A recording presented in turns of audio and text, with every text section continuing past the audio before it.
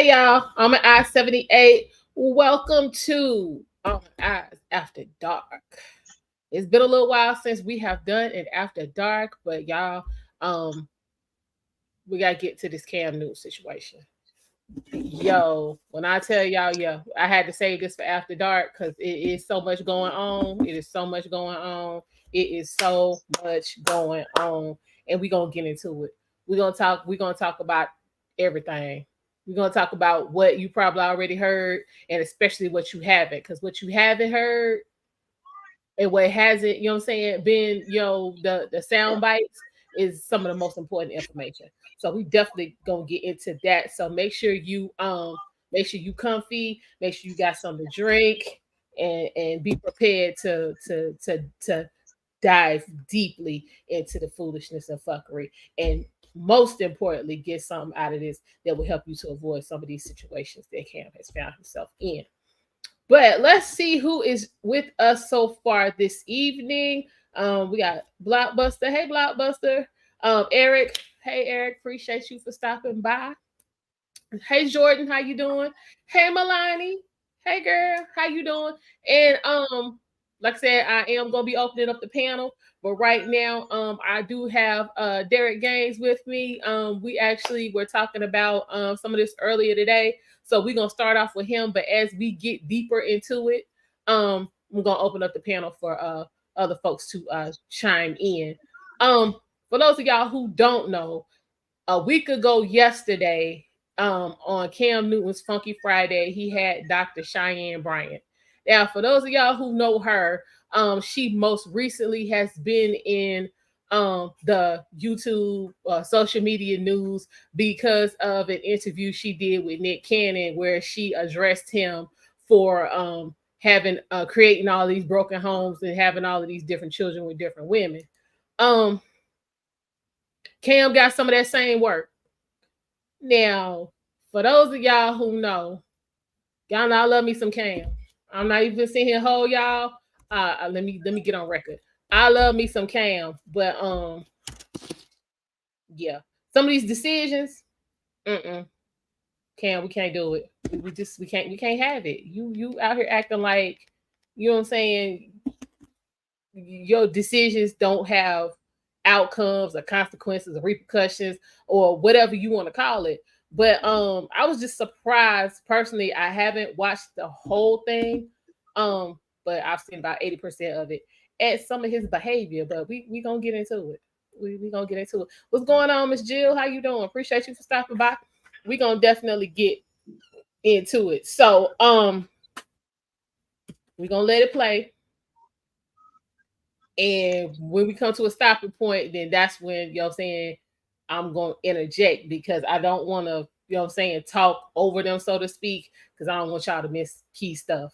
Because like I said, there's a lot of stuff that has not been clipped up or, you know what I'm saying, discussed at all in this that we need to get to. So, you there, Derek? Yeah, I'm here lurking in the background. You what? I don't know what happened to me from the time I talked to you and from the time I came into the house, man. I feel like crap. Really? Yeah, Oh, but I'm a man of commitment, is so that I'm right? here. And Okay. I see the African earrings and the little purple highlights. Yeah, I'm digging that. Okay, well, I appreciate it. So yeah, anybody, you know what I'm saying, before I drop the link, if you have, you know what I'm saying, any comments, anything you want, you know what I'm saying, discussed in an urgent manner, definitely drop, you know what I'm saying, super chat, cash app, all of that. And we will definitely get to it at that point in time. But without further ado, we're gonna go ahead and get this started because this is a little lengthy, but we gonna get into it because again, this is a discussion that needs to be had. And so what I'm looking for is at the end of this, and after all of our, you know what I'm saying, review and, you know what I'm saying, scrutiny and all of that, one, was Cam Newton checked? And two, did he deserve it? If he was. Or was he just being bashed for no reason? But let's get into it so you can decide. What's good? What's popping? What it is, what it ain't, what it could be, what it should be, what it would be. Cam Newton, son, Mr. Boogie the All here with another episode of Funky Friday. Now, I promise, I really do promise to give good content for the masses, but most of all, ladies and gentlemen, and boys and girls, I promise to keep it funky for your asses. Yes, Lord. Now, I would like to say the boxing gloves is on, but they slipping off. You know what I'm saying? We starting clean. So with this particular individual who I have so much respect for, she is a psychology expert, a life coach, author of the book Mental Detox, The Power and Guidance to Implement Peace, Joy, Balance, and Financial Abundance in Your Life, an activist, and an NAACP branch president, founder of Dr. Bryant Institute and Dr. Bryant Foundation. I present to some and introduce to others no other than Miss Cheyenne Nicole Bryant. What's up, Cam? Thank you so All much right, for y'all, having hold me. up. I'm excited. One thing before we get deep into this, I want y'all to pay, like I said, we're paying attention to the message, not the messenger per se, because I have some thoughts about the messenger, but we'll get into that later on. I want to know if Cam working for Shannon, because I swear that's the same set that Cat Williams was on. This is supposedly was recorded at Cam's cigar lounge in Atlanta. Really? Mm-hmm. And when we come back to it, it just looks like it does have the Cat Williams set. But like you can see them kids' fingerprints and stuff all on the mantle, but we'll get into that later on. But and have you seen Shannon Sharp's new setup? It looks nothing like the one when you did with Tyrese. Well, no, the one with Tyrese is new. The Cat Williams is old. Because Tyrese just came out the other day. Yeah. He has a different setup. And the setup that Cam got looks like the Cat Williams setup. Yeah, but Cam's show been on longer though. Yeah, okay. So yeah. But like you can see the fingerprints and stuff on the mantle if y'all look that hard, because I was in there. I was like, damn, why y'all ain't take care of that, especially with it being white. But anyway, let's go ahead and get into it. Again, let's pay attention to the message and not the messenger per se. I know you're here, you know, to win.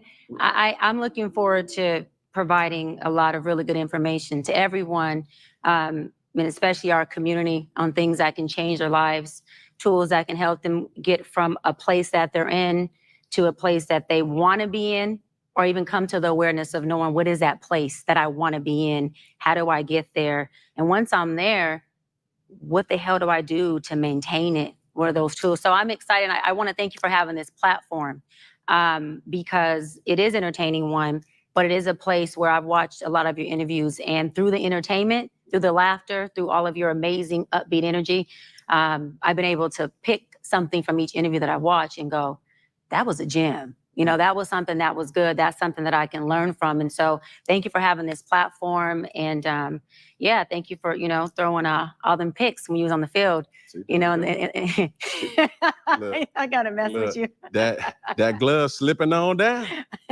Because as you was doing your research on me, I know. I obviously was doing my research on, of course, you. Now, before we get into that, let's kind of go back to the evolution of Dr. Bryant. Yeah, totally. Right? I'm intrigued because as I was doing my research, I came to I was like, yo, why doesn't this is probably the most mysterious, most discreet doctor I've ever seen, because she has so much, like, yo, who is she? Has such a following, but no Wikipedia. I found that like so hard. I was like, yo, who doesn't have a Wikipedia? So I'm literally trying to find out certain things because I'm trying to go deep. You said, how deep we gonna go? I said, as deep as the ocean floor. You did, yeah. So that's where I really want to kind of start. Where are you originally from?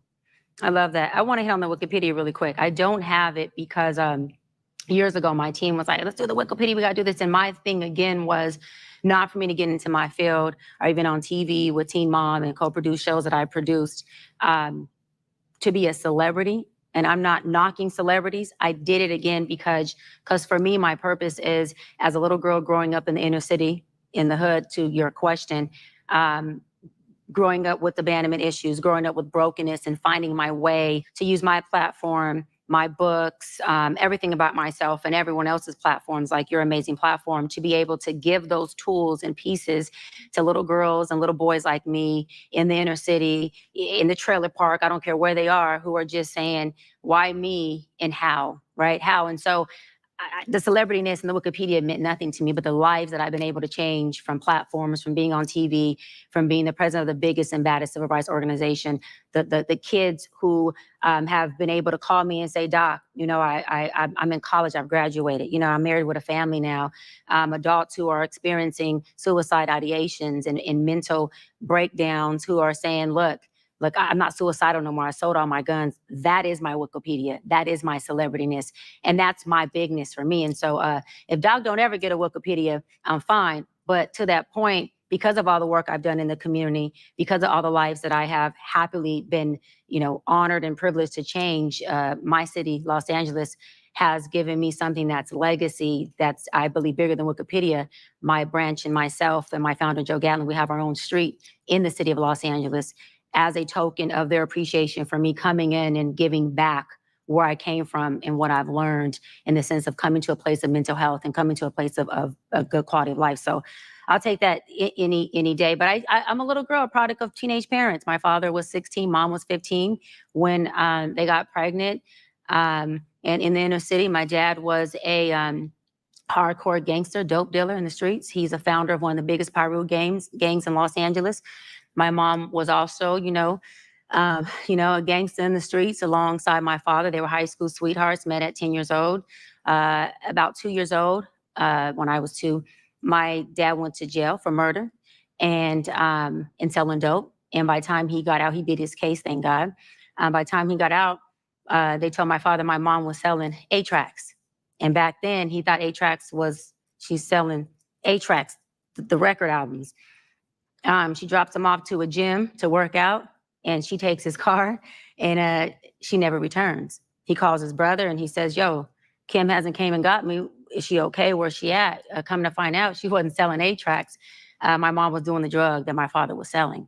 And so as a little girl, coming from that, growing up with a lot of questions of abandonment, and I even was questioning God, saying, I just don't understand, why. And I know for sure, and it's not just kids that question this, adults also question God with certain situations that they have, especially when it comes to being a child who's experiencing abandonment, who grew up to be an adult, who's now experiencing that little boy or little girl in you who's abandoned.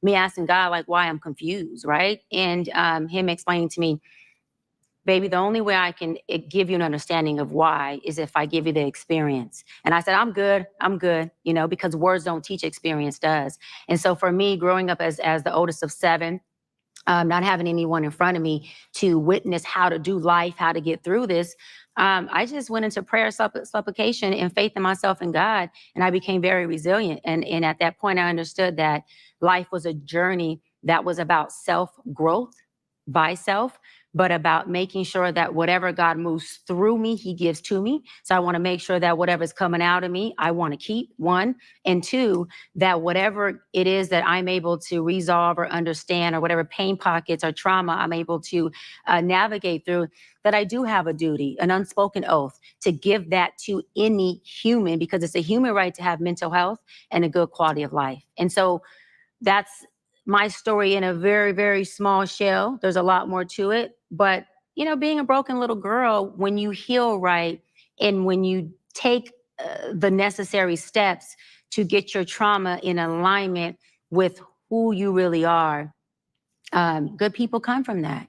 Good people come from that. And so it gave me the ability to see good in people, but be a hybrid and not be naive to, excuse my language, the bullshit that trauma and the inner city and abandonment can create somebody to be, if you're not careful with that. Okay, y'all.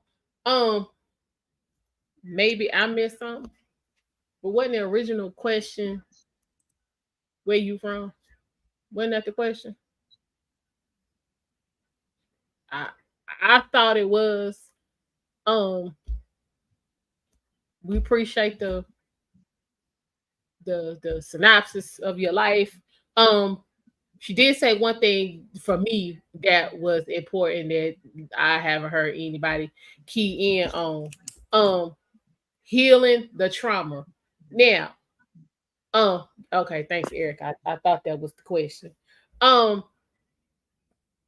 Trauma, the majority of people have trauma. We know that. We know that. We also know that it's not healed. Um, but trauma should not be your life story. That should be a segment, a moment in time of your life that did not serve you well. You recognized it and you did something about it. But without Too many, that trauma, she huh? wouldn't be the person she is today. Right, but she dealt with it. She ain't still, you know what I'm saying, wallowing in it. She ain't using it as an excuse for why she ain't, you know what I'm saying, been able to do anything. She's like, yeah, I had trauma in my life. You know what I'm saying? I healed it and I put my energy into this over here. What's going on, Blaze? How you doing? Hey, stranger. Yeah, child. Make sure you got your notification stuff, child, because we've been over here rocking. What's going on, culture? Appreciate you stopping by. We just Boo. getting started, y'all. Boo culture. Boo.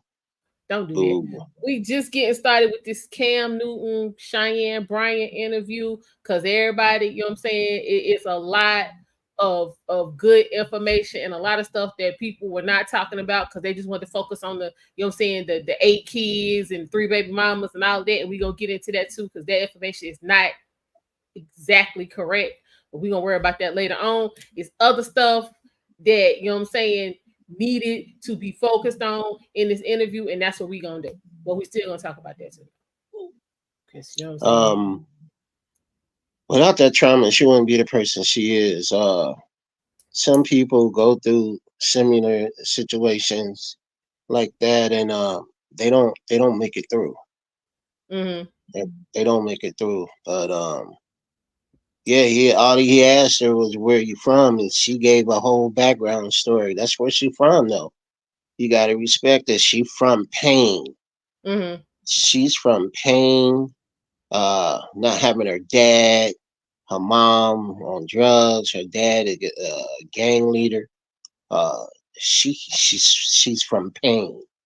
So yeah, she did give a roundabout way of saying it, but that's where she's from, pain, and she took that pain and did something about it. I'm sure that even now, there are times that she reflect on that. I can only imagine because being a person that came from similar background, Mm-hmm. it gets you like she focused on making herself better, while I Mm-hmm. focus on making sure that I had to break the chain of abuse in my it wouldn't happen to my little girl, not on my watch. Mm-hmm. So yeah, it can either make you a better person, unfortunately, or it can make you a worse person than what you're going through. You you never know. You never know. Okay. So yeah, I mean, trauma and pain does not have to be your whole story, nor should it be, you know what I'm saying, an excuse as to why you can't get anything done. And hey, green beans, okay, why would you say you must be a lost cause? What you say, Blaze? You've been crazy busy, so you've been on playback time for a while. Definitely try to catch the ones in real time, though, even if I can't state it entire stream. But we love you over here, Blaze. We appreciate you. Oh, with that in mind, y'all, I'm sorry. I meant to say this at the beginning of the stream. We are coming up on September the 1st. With that, channel memberships will be activated tomorrow. I did get it came through a little bit after we got off the phone, Derek. Channel memberships That's will be cool. available. We're gonna have three tiers. You know what, y'all? You know what I'm saying? The economy is shit, so I ain't trying to charge y'all no whole arm and a leg. But 3 tiers, you know what I'm saying? We're gonna have we'll go from top to bottom. Top tier, I think that was $10. That's basically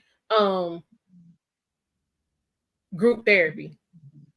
I'm gonna have the members decide on the topic.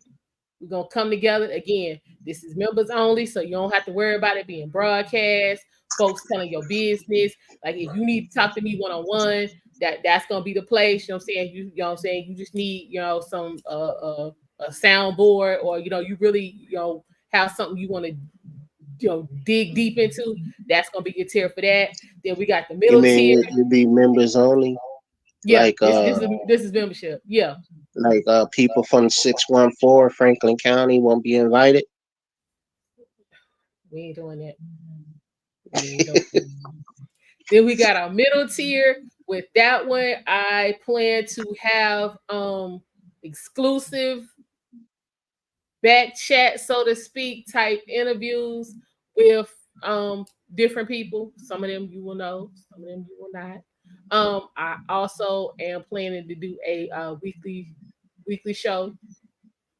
So be on the lookout for that. I think that one is $5. And then we have the $3, where that's gonna be pretty much me saying stuff I can't say on regular monetized YouTube. Is that what sometimes when I be, flipping through it, come across to say private? Yeah. Oh, okay. That kind of stuff you'll be able to see in members only. Okay. So if y'all, you know what I'm saying, we having a conversation and I might have some additional thoughts on whatever the topic is, and I know I can't put it out here in the ether, so to speak. It'll be in members only. Y'all want to talk about it? Talk about it. We'll be having members only live streams. We gonna take it to a different level. We gonna do some things. Again, here to reset the Black community. Want to change the way we doing things. So channel memberships is gonna be a big part of that. Those will be activated tomorrow. So be on the lookout. What you say, babies? I'd rather be to myself than to deal with these hard-headed women. I don't even want to participate with the shenanigans. Okay. Would you say, Blaze? Channel membership? Yeah, off for pushing forward. Oh, thank you, Blaze. I appreciate it. Thank you, Culture. Okay. It might be. Thank you for creating a safe place for us to talk and joke around. It definitely will be. That. Definitely will be. Yeah, it was storming a little bit here, Green Bean. So it might be just a teeny weeny delay. Hopefully it'll work itself out. But so yeah, those will be activated tomorrow. We will be having Shaking My Head Sunday. Trying to decide between, matter of fact, I'll let y'all decide. One, we can talk about Dr. Umar and all of his I want to do a debate with Steve Harvey and Ricky Smiley and I would love to see that.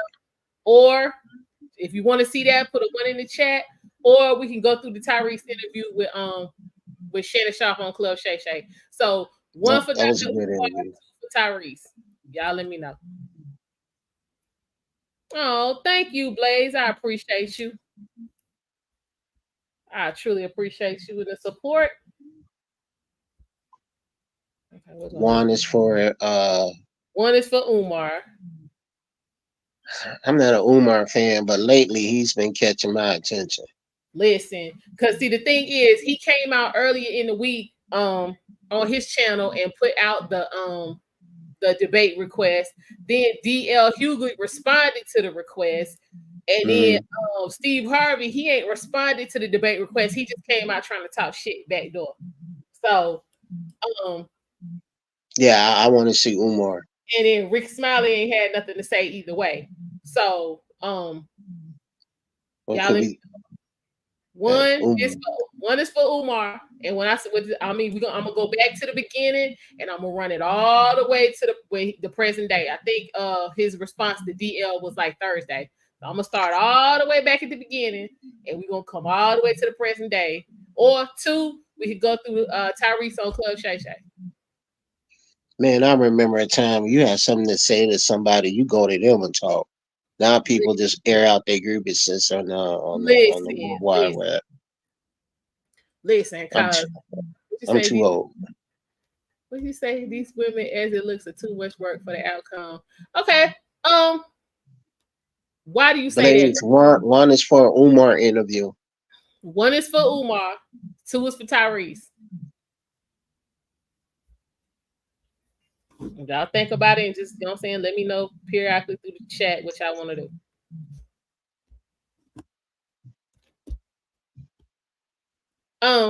But okay, so we got some comments in the chat saying women too much work for the outcome. I'm gonna come back to that because I got a question.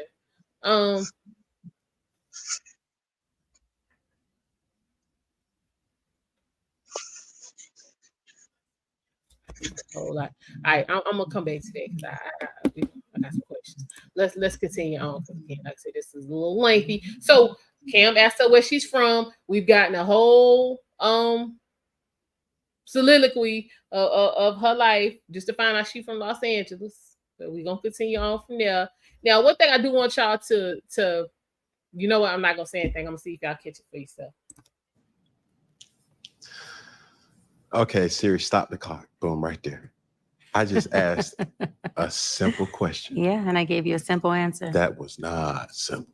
Mm-hmm. That was a lot. Yeah. So you're from Los Angeles, California? I'm from LA. Okay. Yeah. Yeah. I just nipped in all the other questions you was going to ask all in one. I'm making your job easier. Extremely. I was like, I just wanted to know where you was from. I was just going back to the Wikipedia. But you should know this, Cam, because I was told you have a great relationship with your father, that asking somebody where they're from is also asking them about who is connected to where they're from. And for me, I stand on the shoulders of my father, Darren, my mother, Kim, my grandfather, Bailey, and my grandmother, Mariah. So for me to say where I'm from without saying me standing on their shoulders is an incomplete narrative. And so I can't say that without saying I come from them, who I'm standing on, and this is the product of it. I get it. Yeah. So. But I was just trying to. But we there. So say less. So let's drive this thing. Where are we going? The question is, with me doing my research, educated, highly educated, very articulate. Thanks. So I'm really curious to know this question. Were your parents married? They were not. They were together. And do you think that had any type of impact on the woman that you are today?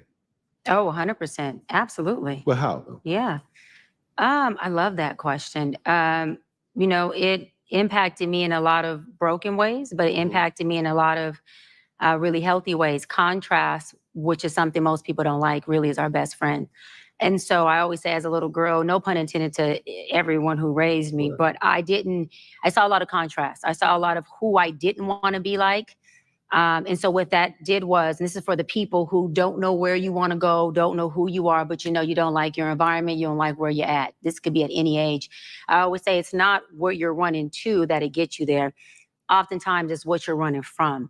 And for me, it was me running from my contrast, saying, I don't want to be that, or that. I don't know who I want to be at this point. When I was younger, I don't know where I'm going, but I put my track shoes on, Cam, tied them up, and y'all may see these really pretty heels on today, but I say it every day, my track shoes would never come off, because me running from that has gotten me to a place of, as you said, and thank you, being very educated, to being able to take care of my mother and my family, to being a doctor, to doing things that broke so many generational curses. But it also created a very broken young girl, which caused me to have to just self-reflect and take inventory on why do I behave like this, and why do I show up like this? And what is it rooted to? What is that associated to? And so for me, getting to the seeds of my harvest allowed me to really have a sense of self, of who I am, and where to come from. And then when you do that, it allowed me to have this intense forgiveness for my mother and her addiction, because finding out who I am helped me really understand who she was. And it helped me have compassion for trauma when I started to understand how hard trauma was for me. Hold on. Okay, y'all, because like Doc, I'm trying to ride with you, but she long-winded, y'all. What you say, Greenbee's the debate, is it helping anything immediate? It's not really a debate, it's more of a discussion. We could have a debate, but we would need to, you know what I'm saying, iron out what it is we debating and what the parameters on that would be. But what you say, sis could have just answered the question more simple than to go to a background that would have made the interview better. Right. Seems to be that this is what she does. Now one thing I thought what she just said was interesting was her finding out who she was helped her understand who her mama was. My understanding is usually the other way around. Hold on, y'all. You know what I'm saying? Understanding your mother usually helps you understand yourself, but I guess, you know, I only have a bachelor's in psychology and she a doctor, so I guess I'm gonna be cool. But why do you say she need therapy, Eric? She's the therapist. So Right, I was about to say it. But, I mean, but again, just because you're saying that's your profession, that don't mean that you are not above needing that type of help. But I wouldn't want her for my therapist. I wouldn't. You what? I would not want her for my therapist.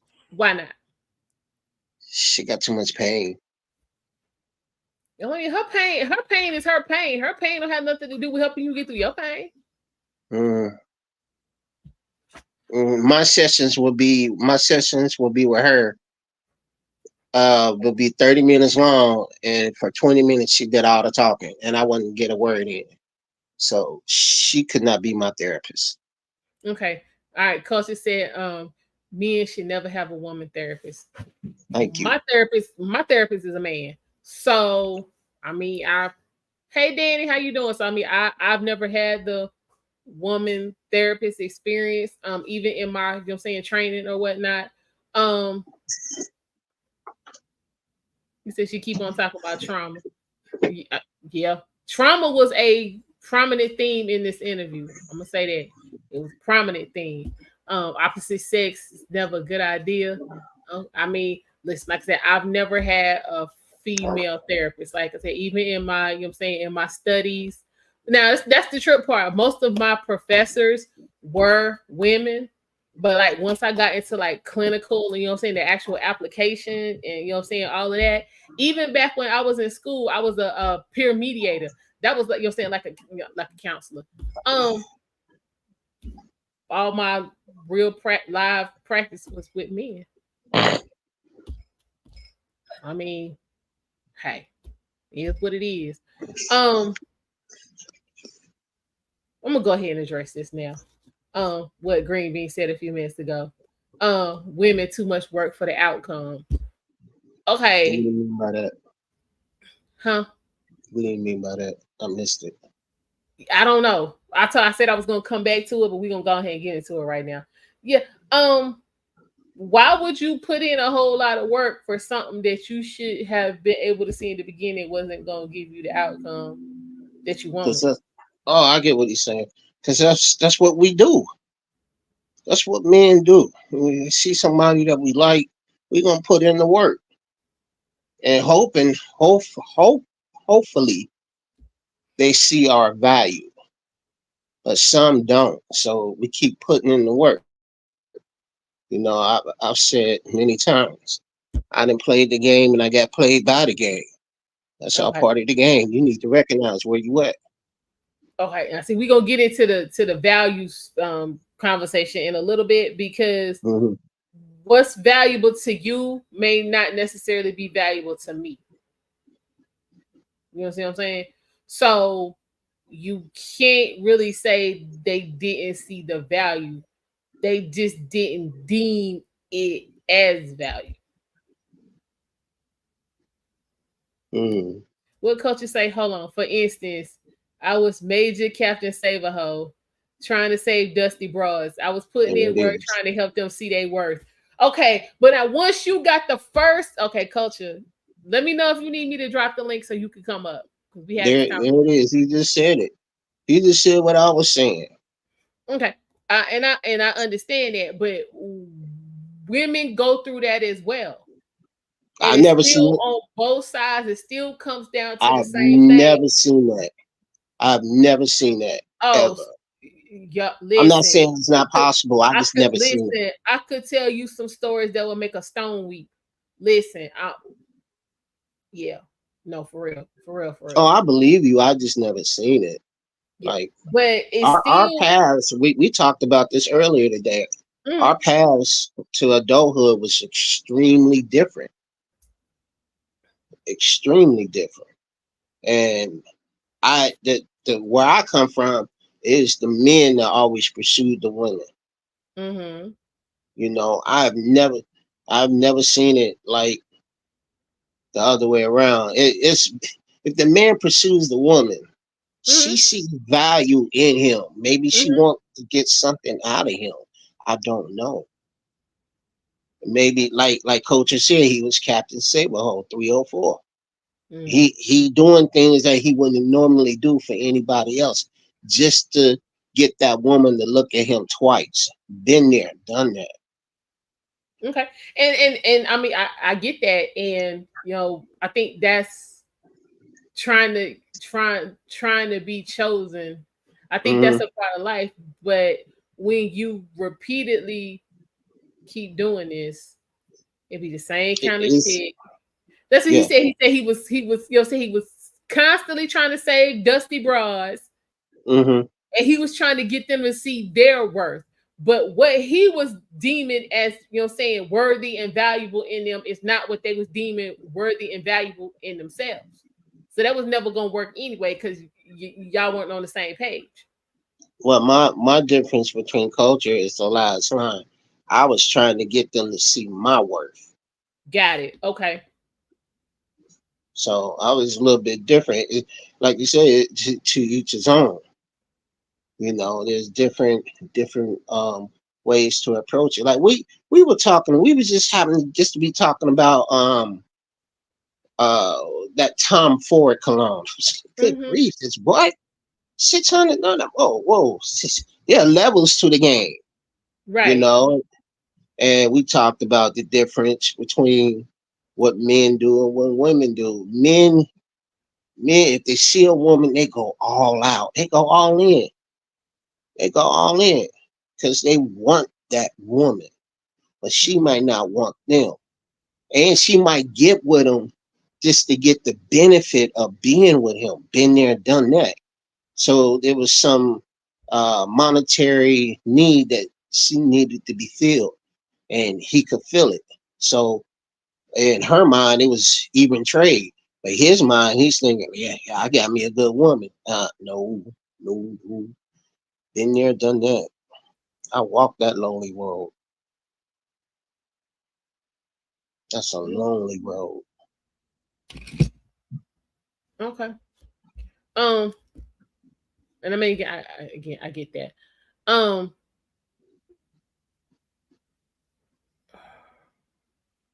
I'm gonna leave that alone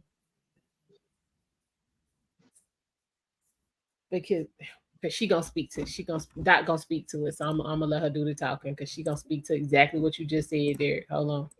And Mhm. I wasn't even addicted to anything but my trauma because that's all I knew. Yeah, because And you so can be addicted to it's trauma. magical when you start to take the finger from here to here to here and then to here, because you get to understand you, and understanding you, you start to really have compassion for everybody, because there's nothing about me, if I understand me, that you haven't similarly either felt or experienced, where I can't connect and have compassion for you in that pain pocket or in that trauma. So it's a blessing. So basically what you're saying, you're the epitome of she's a runner, she's a track star. Mm-hmm. She gonna run away when Mm-hmm. it's home. Oh, absolutely. Yeah, I was definitely. Mm-hmm. I had to learn. I love that. That is so on point. You're 100% on point. I definitely have been the run of the track star. I had to learn. I spoke about this earlier with my makeup artist, Felicia. I had to learn what running, not running looked like. See, I didn't have to learn how to get away from you because you weren't treating me good. I didn't have to learn how to make sure you respected me and you showed up solid because I was going to pivot, right? Pivot and running, that's my first nature. I've been doing this all my life. I had my track shoes on. I came into the relationship with my track shoes on and I went to bed with them with you. So they're not like. See, that's a whole problem. That right there. That's a whole problem. Listen to me, y'all. If you're going to be in a relationship and you're trying to show up and be present in a relationship, put them damn track shoes in the closet.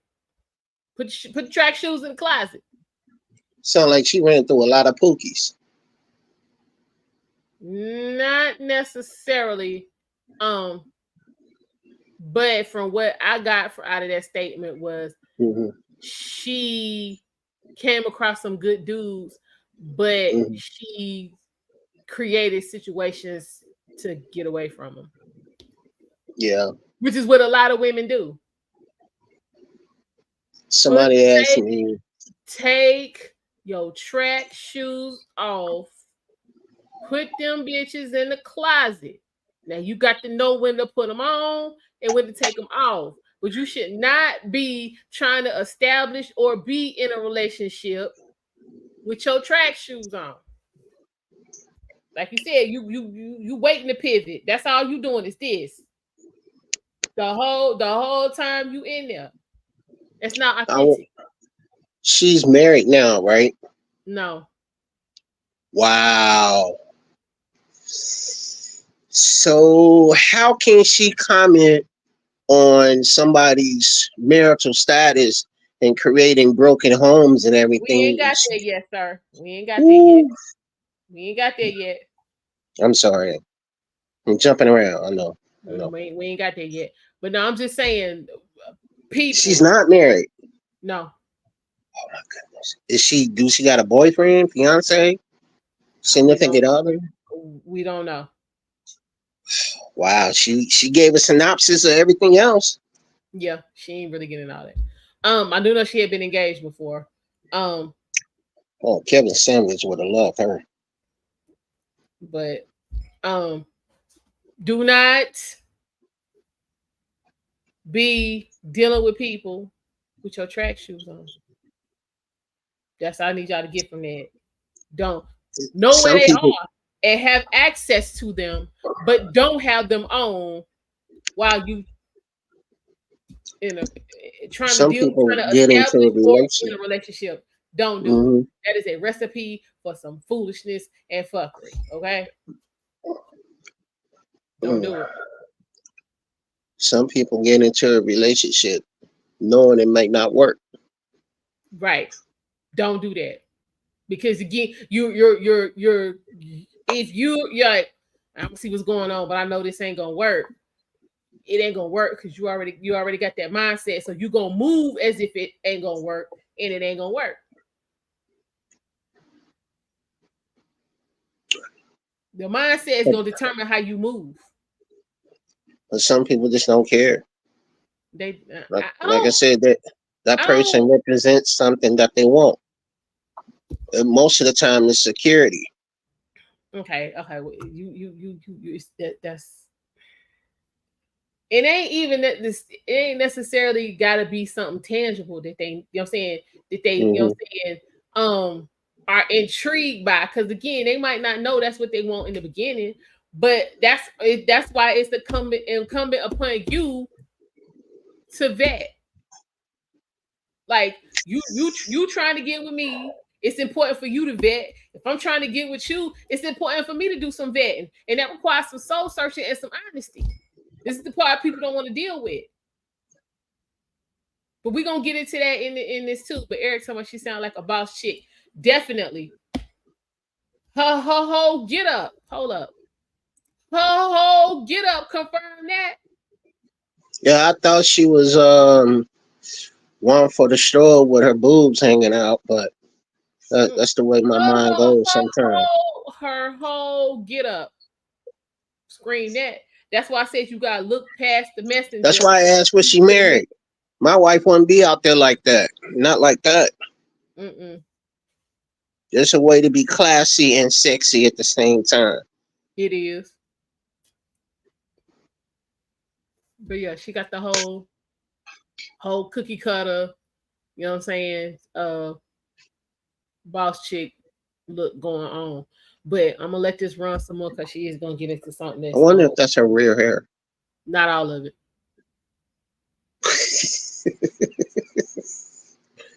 I'm gonna stop because What you'll you get say? mad. Anytime this doctor's wearing the 304 uniform. I mean, yeah, because I mean, when it first came, when I got the notification that it was coming on, because I don't know if anybody else subscribed to Cam, but you know what I'm saying, as I subscribe or whatnot. So you know what I'm saying, he did like the, you know what I'm saying, the commercial or whatever for it, and I was like, well, damn. Well, she set up the interview when Cam was giving her kudos. And the first thing she said it was, "Thank you. I wouldn't be here if you ain't threw all them interceptions." She was That's talking the about first thing. Yeah. she was talking about him playing against her team. He had a game Mhm. against the Raiders where he threw a hell of a lot of picks in that game. Yeah. That's still throwing shade. I mean, it was throwing shade, but I mean, he did. Yeah, He threw hella picks. He did. yeah, he threw hella picks throughout his No, career, I'm talking about but in this it one don't make his particular game. career a failure. No. I'm talking about in this one particular game against the Raiders. It was extra bad. Okay. That's why by her being from LA, she was clowning. What I you don't say? know. She's suspect to me. Halloween spirit, boss chick, spiders, makeup, and weave not included. Yeah. It was the nails. They was hella distracting to me. But Well, they not as long as I've seen them. it's just Like that that one lady. I don't like stilettos. They distracting. She got stilettos on. I didn't even No, notice her shoes. listen, I'm talking about her Oh, nails. Those are called oh, stiletto nails. oh, really? Yes. So that goes for as what I know. So that's what I'm trying to tell you. You all the way I'm over somewhere listening. else. I'm listening. I'm listening. I'm Just drinking. I'll come down in a minute. okay. All right, I'm gonna let this roll some more. Yeah, like this in the front, that's her hair. She got it swooped over. That in the back is not. How can you tell? I know weave attracts static, and Right. so you know what I'm saying, if you know what I'm saying, watching it, you can see the static in the back. And it's a You mean different. she need to rub her weave down with balance so it won't get that static charge? Yeah, she actually do need to take a fabric softener sheet. Yes, sir. Oh, You laughing? I'm sorry. I didn't know that. I'm sorry. So serious. I'm sorry. I didn't know. It's a little bit different. I wanted she. It ain't off. I mean, it ain't that off, but just because I know what to look for. You think What's she going used on? snuggle or bounce? That's funny. I've never known that. No. But yeah, that's here nor there. But we gonna keep on trucking because yeah, she do a lot of talking. Ain't even gonna front.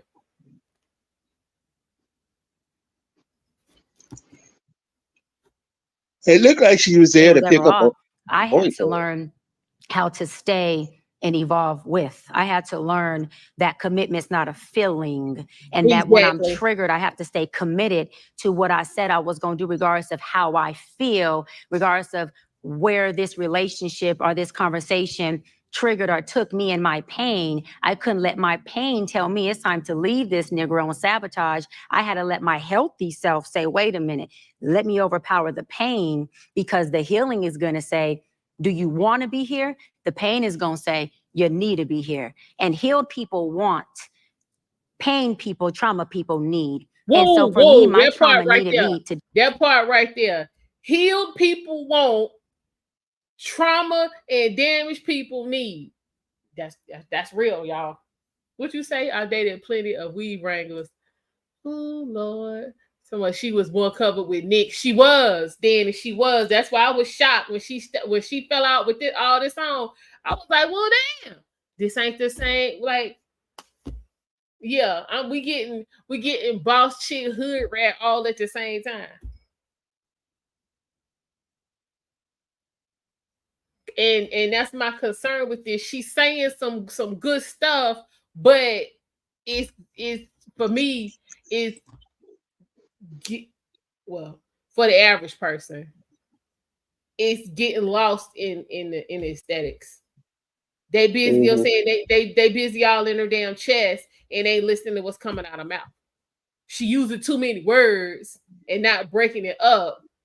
So folks ain't listening. You know, What folks she got this. mean by heal people want, trauma people need? What she mean by that?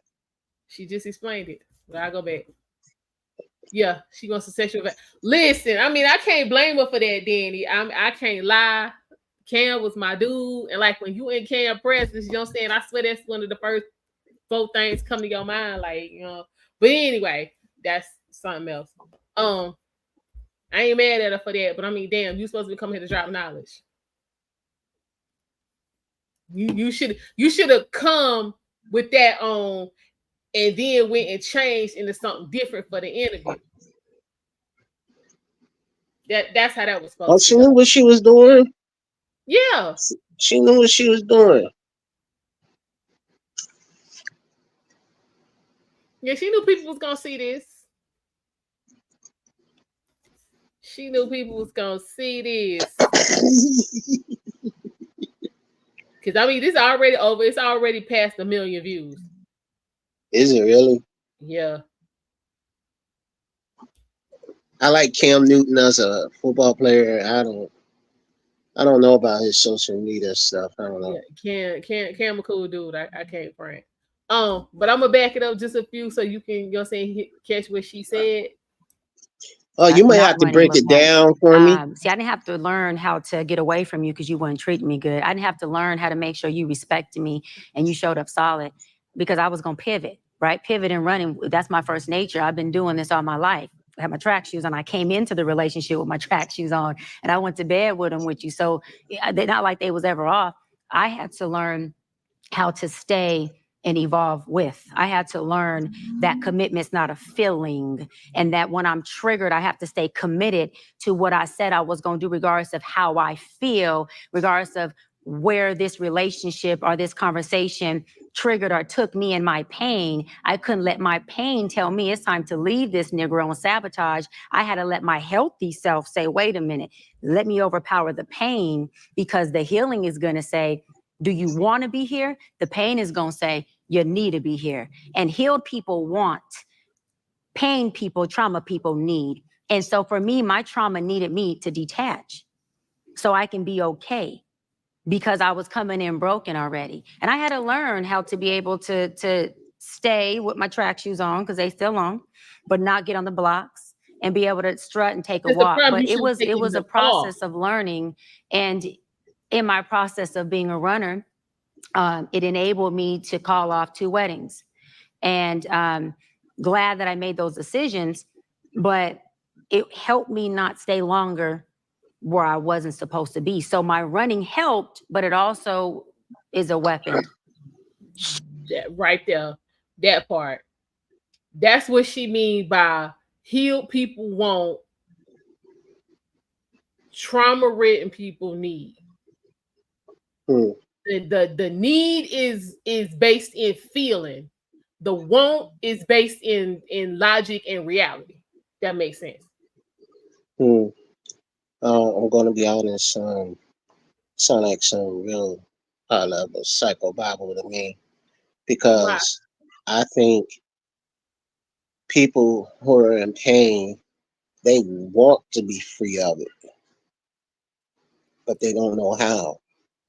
Not everybody wants to, and not They everybody wants deal to with be, it. and not everybody wants to be free of that. That's it, again, yeah, you are correct. Because that's all they used to. That's all they seen. That's all they heard. She Right. just admitted it. She got into a situation where she was free of that stuff. It didn't happen overnight. She just That's what admitted she she used to said. She did run, but she did the work. If you ain't done I the work, think then you can't expect that if you ain't done the work. see, we talked about this earlier. It's different roads for different people. No, you gotta do She the had an work. If you opportunity. if you got 12, if you got 5 years of constant trauma, it's gonna Uh-huh. take you about 10 years of hard work to undo that. It usually take you twice as long to fix something that got fucked up. So if you got 20 years of Hmm. trauma and pain, then you could pretty much look forward to the next 40 years, 40, 50 years, depending on how bad it was.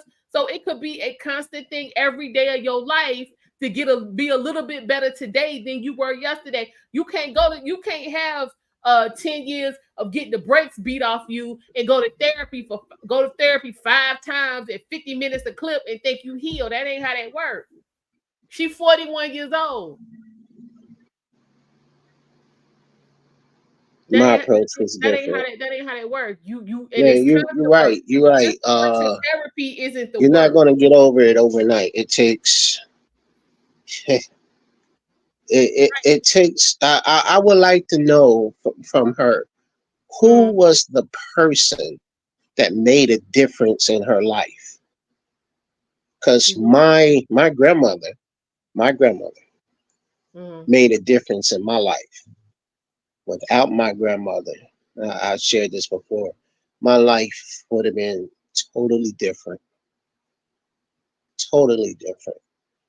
Yes, she got to the part where she basically faced her trauma, and even though she felt fight fight or flight, she resisted the urge to run. She admitted that she had canceled 2 wedding engagements. I don't know if she ever get to it. I didn't see the interview, but I would like to know who was that person. Was it her dad? She talked about her dad. And come to find out, her dad doesn't have a real colorful, spotless background. She talked about her mom. Where did she draw her strength from?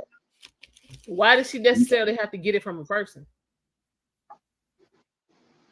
Because that's what I know, and a Right, person can only talk but that's about that's what what you they know. And know. just because that's Right, what you know doesn't right. mean that that is how it should be done. That's It's just your it's experience. that is true. That is my experience, but it's just somebody. It has to be, in my experience, it has to be somebody whispering in her ear. It had Not to nec- be. not I don't necessarily. know. If That's you my if you opinion. you the one getting hit, can't nobody else tell you to quit getting hit until you ready. Like, I don't want to get hit no damn more. That's it. That's all. Can't nobody decide that but you. I was Folks 16 years old. can talk until I they was turn 16 years purple. old. Until I you was ready to be like, I don't want to deal with this no more. I don't want to be affected by this no more. I don't want to be hurt by this no I more. was 16 You're gonna be years hurt. old. I was 6 feet tall, 250 pounds, solid muscle because I worked out. And my mother wanted to hit me, and I told her I'm tired of it. I'm tired of getting hit like I was a dog. And she said to me, "Oh, you gonna let me whoop you, or you gonna get out of my house?" So I told her, "I'm tired of ass whoopings. I'm tired of it." 16. I was 16 years old. Been beat like a dog for whichever way but loose. And then when she swung and a broomstick, when it hit me, it broke. And I looked her dead in the eye and I told her, "I told you I'm not taking no more ass whoopings." Ever since then, at 16, I have not let people put their hands on me and get away with it. I haven't let it. It just won't happen. It just won't happen. Who whispered in my ear? My grandmother. Okay. My That's grandmother that's made a difference to me in my that's life. your experience. Some people could Right. just look in the mirror and be like, I'm not doing this no more. But because and was like, not only am I not gonna let anybody, you know what I'm saying, beat me again, I'm not gonna Mhm. be put myself in situations or positions where folks, you know what I'm saying, even got the Mhm. opportunity to let that shit cross their mind. So Well, that is true. one person from, you know what I'm saying, harming you, and then you go get hooked up with some more people that's gonna do the same shit, you ain't really resolved nothing. Yeah, that is true. Because then when I left home and I found myself getting in relationships with women who were reminding me of my mother. Mm-hmm. Yeah. So again, it had to be in my situation. It had my grandmother was the one who reeled me back in, who instilled a sense of worth in me, and it was my grandmother. It was my grandmother. I miss her dearly. I wish she was still here, but I was just when I'm listening to her, she Mm-hmm. comes from a very, very hard background, and she could have ended up in the streets. She could have ended up being jumped in a gang or whatever, a gang leader herself. Well, wait, because we making assumptions. She didn't say that she stayed with her parents. Yeah, yeah, yeah. I just Exactly, wonder. I exactly, just coach. wonder if somebody It'd be a talked lot to of her. damage. It'd be a lot of damage. Yeah, they do, And culture. there's not enough conversation I about it. have Like you no mentioned. idea. It's so the first woman that's supposed to show you love is the first woman that teach you how to hate. There's something wrong with that. There's something wrong with our people. I thank God for my grandmother. I feel you. But yeah, we gonna, like I said, those are the type of conversations we gonna have in the membership culture. So yeah, definitely. But yeah, let us get back into this because we still ain't got to the crux. It's a lot. Um, So I would say it this way. Um, I mean, you've obviously been vocal in talking about running away from things and Mhm. doing this, it being trauma. Do you have a tangible source in your life, ever had a tangible source in your life that you can touch, see, feel, experience what true love actually is, a healthy relationship? Yes. Who is that? Yes. My grandmother and my father. And now that my mom is sober, my mother. But in her addiction, it was my grandmother who raised me and my father, thank God, who didn't allow me to be a fatherless girl. And we were best friends. No, no, And no, no, no, no. you're talking about a romantic relationship? Yes. That Oh, love relationship where that. we're talking about, the question was, were your parents married? Mhm, Right. mhm. And you they didn't ask her weren't. that, Cam. So that having an impact on Right. you, and that's why you strung them shoestrings up tight. But Yeah. I'm like, have you being who you are and knowing the right things and unpacking and this Knowing and them now. Knowing them now. knowing them now, Yes. have you identified someone Yes. that you can touch, that you can call, that you know that is what you want to be? Like, instead of running away from something, you running to it. something that you like, I want that. And who is that for you? So it is not an individual. No. It's still an ideology.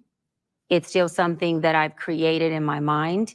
And so there's not a person that I look at and I say this very humbly, besides myself, because I've done a hell of a job of working through my pain pockets. I've done a hell of a job of getting myself to a place of thriving and no longer surviving. Mhm. And so that person is me. I look at myself and I say, I want to be you. I look at myself and I say, you know, I love you. I look at myself and I thank that little girl for surviving. And then that little girl looks at that woman and she says, thank you for learning to thrive, because now I'm able to be a little girl and do the things I can do and I no longer have to protect you as a woman and show up in your relationships because there's no place for a little girl or a child in adult relationships, not just only romantically, but professionally. And so I would honestly have to say that that woman would be me working through, conditions of love and coming to a place of self-love. Yeah, 100%. I am who I want to be. Okay, I'm so her. Okay, now.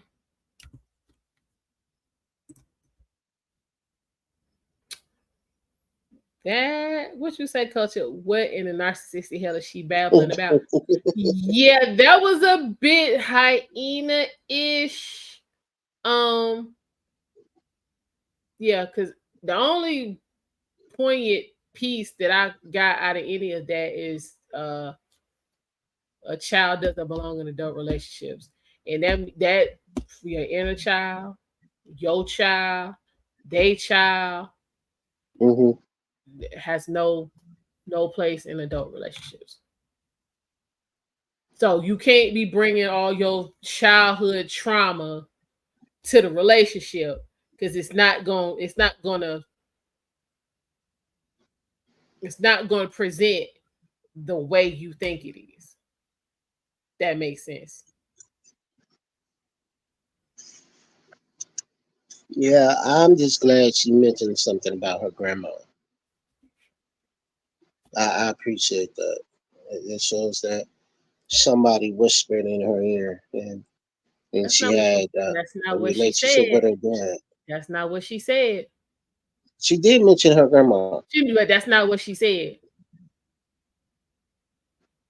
She didn't mention her grandma. She said her grandmama raised her. She said nothing about her grandmama saying nothing in the ear, nothing about her grandmama changed her thought process. No. She didn't say none of that. I'm not saying she said it verbatim.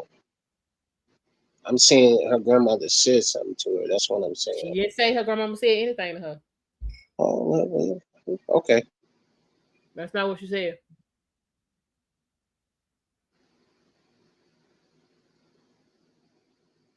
Because again, her parents had issues.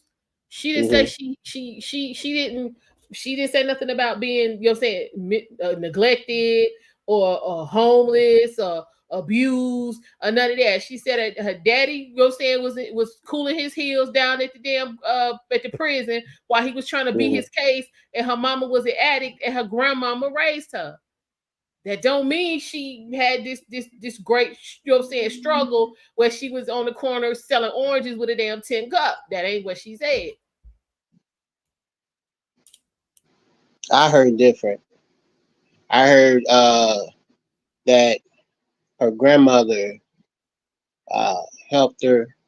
Her mom was an addict, and her and her dad. Her grandmama raised her. That's what I heard different. And I heard that her and her dad became I hate to say what she said, but she used the words best friend. Again, my question was answered. Who talked to her along the way? That's what I wanted to know. Who talked to her? But she didn't say anybody talked to her. She said she did the work. She could have started doing that work when she got to college. You trying to make her story fit your story, and that ain't what she said. Again, I heard different. Her story isn't my story. She couldn't have survived what I went through, and I couldn't have survived what she went through. Well, it don't sound like she went through too much. She just didn't have her parents. But I mean, hell, most black kids don't have their parents. Most black kids don't live in fear of their mother either, but I did. I understand that. And again, like I told you, I'm saying in our personal conversation, there's some work that needs to be done. And you want to do something else, but that's, there. All my energy is to make sure my daughter grows up to be right. Well, see, that ain't got nothing to do with you. Just them two different people. And we've had that conversation as well. So we ain't even going. We did. Yeah, we did. We're going to continue to let this ride. We're going to let this ride. This is a trigger for me. Because if you've never witnessed it firsthand, a healthy relationship, you find that source in yourself, which Well, I never said I haven't witnessed a healthy relationship. Is there a person, you Tangible. said tangible source that I look at where I'd want to emanate or be like, no. I've witnessed healthy relationships, yes, and I've been in healthy relationships, yes. But anything that I've witnessed as far as a person that I want to be like or emanate, I don't have that. No. So it's triggering to hear that, knowing that if things get shaky, rocky, everybody wants somebody so they can run off in the sunset with. Keyword with. Yeah. Right. But right. this is the thing though. And my mom is an angel. And I always love having real conversations with my mom. She's a church-going, God-fearing woman. All she But then knows how is the hell dad. you end up in so many And situations you I can't use her tell? for a source of wisdom, and she used me for a source to stay hip. Nice. And she says this about relationships. Everybody wants to find a happy ending. Right. And they want to find heaven in a person, right? And run off in the sunset.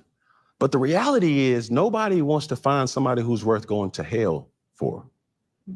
That's real love. Yeah. Because that's understanding that you're not a finished product. Right. You're worth finding the best version of you. Of yourself, yes. And you running away or not having a person in your life that can assist, help, you go to and say, girl, let me tell you, Tyrone, he doing it again. What do you do like when Tyrone ain't answering his phone and I know he say he at work, but I don't know, I done looked at the other girl Instagram and they in the same blah, blah, blah. You know how I get what you're saying. detective women can be. Like, I need, the Yeah. FBI need to hire more Black women because they gonna figure something out. Right. The Black woman I know, strong, very curious, detective, go gadget information. They gonna figure that out. MC. But you not having that source in the time of need, not when everything's good. We don't need no more invitations to the wedding or to the anniversary or to the party or to this or to that.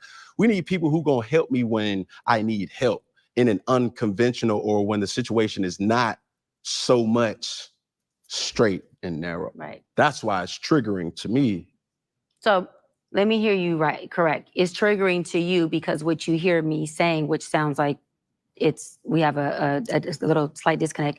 What you hear me saying is that I don't have a go-to person when Tyrone, which I don't have a Tyrone, thank God, or something is off kilter in my world, that you hear me saying I don't have a go-to person or a resource that can help me process through that. Correct. Okay. Or I can also add to that, you don't have a healthy ecosystem where I'll give you an example. No, I got you. Staying on point is Go ahead. quick. So if I take a relationship serious with an individual, it's going to be hard for that individual to understand or to fight for something if her resources are single women. I agree. Are bachelorettes. I agree. Are divorcees. I agree. Are certain situations. And I'm like, 100%. So they say birds of a feather flock together. Yeah. You mean to tell me you're the only good girl out of all these? And another thing, people give advice from their results. Right. So every day we live on the results of our decisions. And so they're giving you advice on things they have experience in. If it's single, it's experience in being single. If it's married, it's advice from a married woman. So what I'm saying is, yes, I have a strong support system. I have a healthy ecosystem. I have people that I do go to. And the Bible says, do I seek wise counsel? Yes. And I have wise counsel within my world and within my foundation. So now, you have them now? Or? Yes, I have them now. Yes, I have that. But when I just asked you. No, that's not what you asked me, or how I received it was, is there anyone who I look to that I'd want to be like or admire? I don't have that. That person would be myself. But as far as a support system, not only do I have a therapist, not only do I have a pastor, not only do I have a mother, and I have a circle of wealth, which I call friends and support system, who, male and female, single and married, who, that's why I said, some do have healthy relationships and some don't have healthy relationships, but they're all part of my ecosystem. Again, contrast, the person who doesn't have a healthy relationship is also teaching me things on what not to do and things I may not want to do. Folks like your mom, who are extremely wise, who, are still, I'm guessing from what you said, still with your dad. Right. She has a different perspective that definitely adds to me processing through my journey and what that looks like. So I have a very equally yoked circle of resources that help me through whatever I'm going through for the clarity. But do I have somebody who I look to that I want to be like? That person is Dr. Cheyenne Bryant. Now, I want to respond to something. You said there's a lot of that Black women, and I know it was a joke, but being serious, Black women are women, folks would hire to do the detective investigative work. Mm-hmm. Because they're going to find out anything. They're going to be on social media, Instagram, cell phones, all that. They're going to piece it together. They're going to figure it out. See, that's the dysfunction that I'm talking about is an issue. Okay. Mm-hmm. And that's also when I'm referring to low functioning behaviors. That's a choosing issue. Mm-hmm. First of all, not that I'm better than any other woman or they're better than me. I'm not choosing a man that I have to become a detective to. Even the men I called off weddings from, to their defense, just because I called it off doesn't mean they weren't good men. I'm choosing men who I can be a wife or a woman to. I'm not choosing a man that I can be a detective to. So when women are choosing men, I think that certain things to become aware of are, do I have to go into my detective, which is my trauma? Do I have to go into my investigative, which is my dysfunction? Yeah. Because if so, that man is triggering and bringing those things up. And he only brings those things up in you because those things are in him. Yeah. And start trusting your spirit more, ladies. And this is another thing. Women with daddy issues are going to be okay with being an investigator and a detective because oftentimes, remember, they have learned subconsciously how to investigate and detective. Why is daddy not here in the household? So it doesn't make me say, why would they not grow up thinking the norm is to wonder where you're at, to wonder what you're doing, and to wonder why you're not there, and think that that's okay based on their norm of daddy issues. I have a father who we were best of friends, who was extremely, extremely involved in my life, a father, a daddy, everything. So I never had to wonder or investigate my father. I never had to wonder or investigate his motives with me. Mm-hmm. So I don't navigate the world thinking that that's the norm to try to figure out or investigate on social media, through your cell phone, through anything, what your motives are, who you are, what are you doing. That is an unhealthy relationship. That is your trauma and your pain choosing for you. And I would offer that any woman who's in that situation get help. Leaving isn't easy. And to learn how to choose different, learn how to choose better, because you deserve better. And let me go further. The man who you're investigating or you're feeling like you have to do these things with, and you can't just be in a safe space, you can't nest him, he also deserves better. And his getting better is you pivoting and leaving and telling him that he needs to get some help before he can be with a woman who is of your caliber. And when I say your caliber, who's willing to get help for yourself, so you choose different. Daddy issues don't mean you got to be with your daddy. It just means you got to take inventory of what daddy who you didn't have looks like and stop choosing that kind of man. Next question.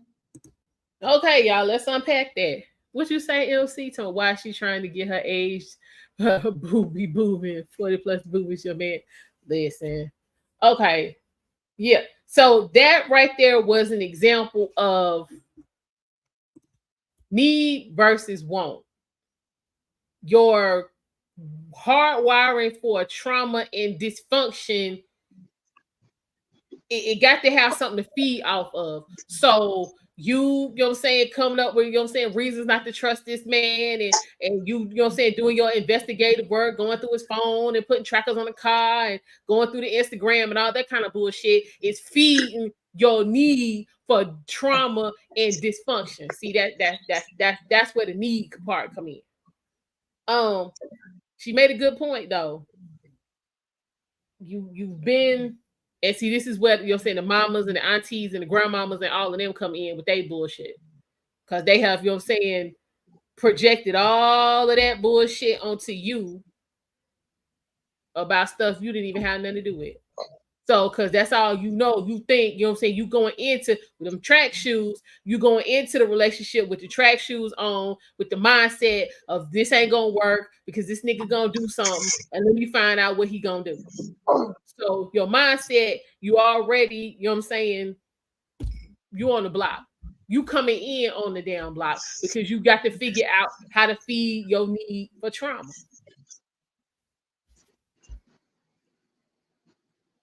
Like she said, just because you got daddy issues don't mean you got to be with your daddy. Is it me? Correct me if I'm wrong. But Mm. she still sounds angry. Yeah, she a little combative, a little bit, yeah. But What was her point? we don't know what she angry about, so we can't. She angry, period. Yeah, but I mean, she could be angry because she let one of them good men go and be like, you know what, damn, I really could have got over whatever her problem was. What you say, Coach? You talking about your ex did that? She had one foot out the door because she knew she couldn't keep me. I mean, it happens. She knew she was incapable.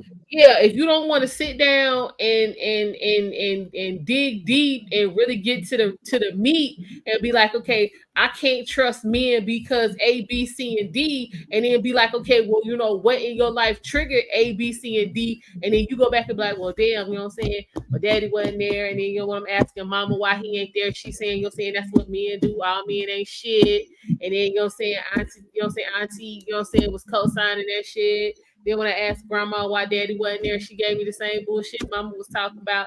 So I mean, but you got to be willing you got to be willing to ask those questions, and you got to be okay with whatever the answer is. You got to be willing to get okay with whatever the answer is, even if the answer ends up being my mama ain't shit. You got to for your preservation, because again, at some point, your mama gonna be gone, your daddy gonna be gone. You know what I'm saying? If you got these siblings, you know what I'm saying, they might leave before you. You know what I'm saying? You got kids, they might leave before you. You gotta get you together, because if you ain't together, you ain't got nothing for nobody else. I don't give a shit what none of y'all talking about. If you ain't got yourself together, whatever you giving to somebody else is bullshit, and it ain't doing them or you no damn good. No. Hey, just real quick. No, brother Ack is listening. He just sent me a text saying he can't comment because it's in subscriber mode. No, he need to subscribe. He ain't gotta wait for 5 minutes. Yeah, Ack subscribe. Well, he should, after 5 minutes, he should be able to say something. I don't know. You know, he works night, so That's what I'm saying. He can still drop something in the chat. He ain't gotta wait after he subscribed. It don't take but 5 minutes. Then he can put something in the chat. What you say? Right. See, that's what you saying. You came in with failure on your mind, right? But see, that failure is tied to that need for dysfunction and trauma. Yeah. So you coming in with failure on your mind. So yeah, your mindset is, I'm gonna set the failure in motion. So yeah, like you see, everything is gonna turn to shit, because you got to have that trauma. You got to have discord. You got to, you know what I'm saying, you got to try to, you know what I'm saying, craft this to where you the victim. Like for fucked up and trauma ridden folk, that shit is like taking a shot of heroin. They got to have it. They can't function without it. It take a lot of work to undo that, but you can do it. Dysfunction and trauma is addictive. It's addictive. It's addictive. It really is. But again, like I said, you can turn that around if you want to. But let's keep going. But yeah, if you got to understand that when you're, you know what I'm saying, you're going through the work. Hold up, y'all need to see me for this. You have to understand when you're going through the work to heal and restore yourself, you cannot control what that look like. You can't do it. You can't do it. You trying to do that is you wanting to stay tied to the trauma, the dysfunction, and the pain. You cannot control what that look like. What you say? Call to the best. What? The best part was when she was crying on the phone to other men in front of you because you asked her to cook a meal. Oh shit. Will you ask her to cook something she didn't know how to cook, or she just ain't know how to cook, or she just didn't want to cook? What you say, MC? As a matter of fact, you're right. You're not gonna make it work. You're not, because you already got in your mind, oh, this person they gonna do something, and this ain't gonna go right, and it don't never work out for me, and all that. Like I've had those thoughts. You know what I'm saying? When you've been in, you know what I'm saying, environments, you know what I'm saying, where your people have experiences have, you know what I'm saying, chipped away at the core of who you are. Like when I tell y'all, listen, this last month, I'm gonna go ahead and share. Look, y'all, I got fired. Hey, what's going on, at? Listen, for real. I've been in some toxic bullshit ass job for 7 years. And it really, you know what I'm saying, had chipped away and had me doubting myself. Like I had really forgotten, you know what I'm saying, what I have achieved, you know what I'm saying, what I'm capable of, what I have really done, because I was in this environment where these people was telling me what I'm doing ain't good enough, when I'm already doing 10 times more than what the hell they could do or have been doing. So, you know what I'm saying, this last month of not having to be bothered with that, I, you know what I'm saying, have dedicated myself to basically resetting and getting back to who I was before that. So, I mean, but again, I can't control what that's going to look like. Has it, you know what I'm saying, looked like what I thought it would? Honestly, no. Am I okay with that? Yeah. Being okay with that allows you to be in a different mindset. You have to, you can't think and move and function and feel and do post trauma the way you was pre trauma. It's gonna be different, and different doesn't necessarily have to be bad. It doesn't have to be scary. Yeah, you're gonna have some moments where you like, oh shit, but you know, then you have to kind of like go into retrospect mode and be like, okay, well, this is going on now, but what was happening before was, you know what I'm saying, real fucked up. And you're saying this is just a minute. Let me get through this minute, because I'm still, even though I'm having this minute, I'm still so much better off than I was when this was going on over here. And just ride it out. It ain't forever. Just ride it out. Seriously. Just ride it out. But what you say, you were sick of cooking, but did she know how to cook? I've not cooking was not an option on either side of my family. I got one aunt that can't cook. Like, when I say can't cook, she can't cook nothing. But everybody else know how to cook. So that is just like crazy to me. I'm not saying I know how to cook everything, but I can, most things I cook really well, and what I'm not familiar with, I can damn sure figure it out. But yeah, so again, you know what I'm saying, you supposed to be trying to be in a relationship with somebody, and you know what I'm saying, they're telling you it's something that they need, and you not gonna at least try to, you know what I'm saying, provide that to them, then it ain't even no point in you trying to do nothing else. Because if you can't, you know what I'm saying, get somebody what, you know what I'm saying, what they, what's the word, require. Like, this goes back to a stream I did a couple months ago where I was like, you got to decide what's your oxygen and your water. I ain't forgot. We're going to talk about that. It's just certain things you as an individual are going to require in your relationships. And that's all kind of relationships. And if you're dealing with, you know what I'm saying, dealing with people who are not going to at least try to give it to you, ain't no point. Ain't no point in dealing with them at all. And that job that I was just talking about was it. They was like, yeah, we're not giving you shit. I don't give a fuck how you feel, what you think. We want all you got, and we ain't never gonna give you nothing for it in return. What you gonna do? And I got to a place where I was like, yeah, nah, I ain't got nothing else for you. And we problems. So it is what it is. But let us continue on. Because believe it or not, y'all, we only 28 minutes into this interview. So let's rock out.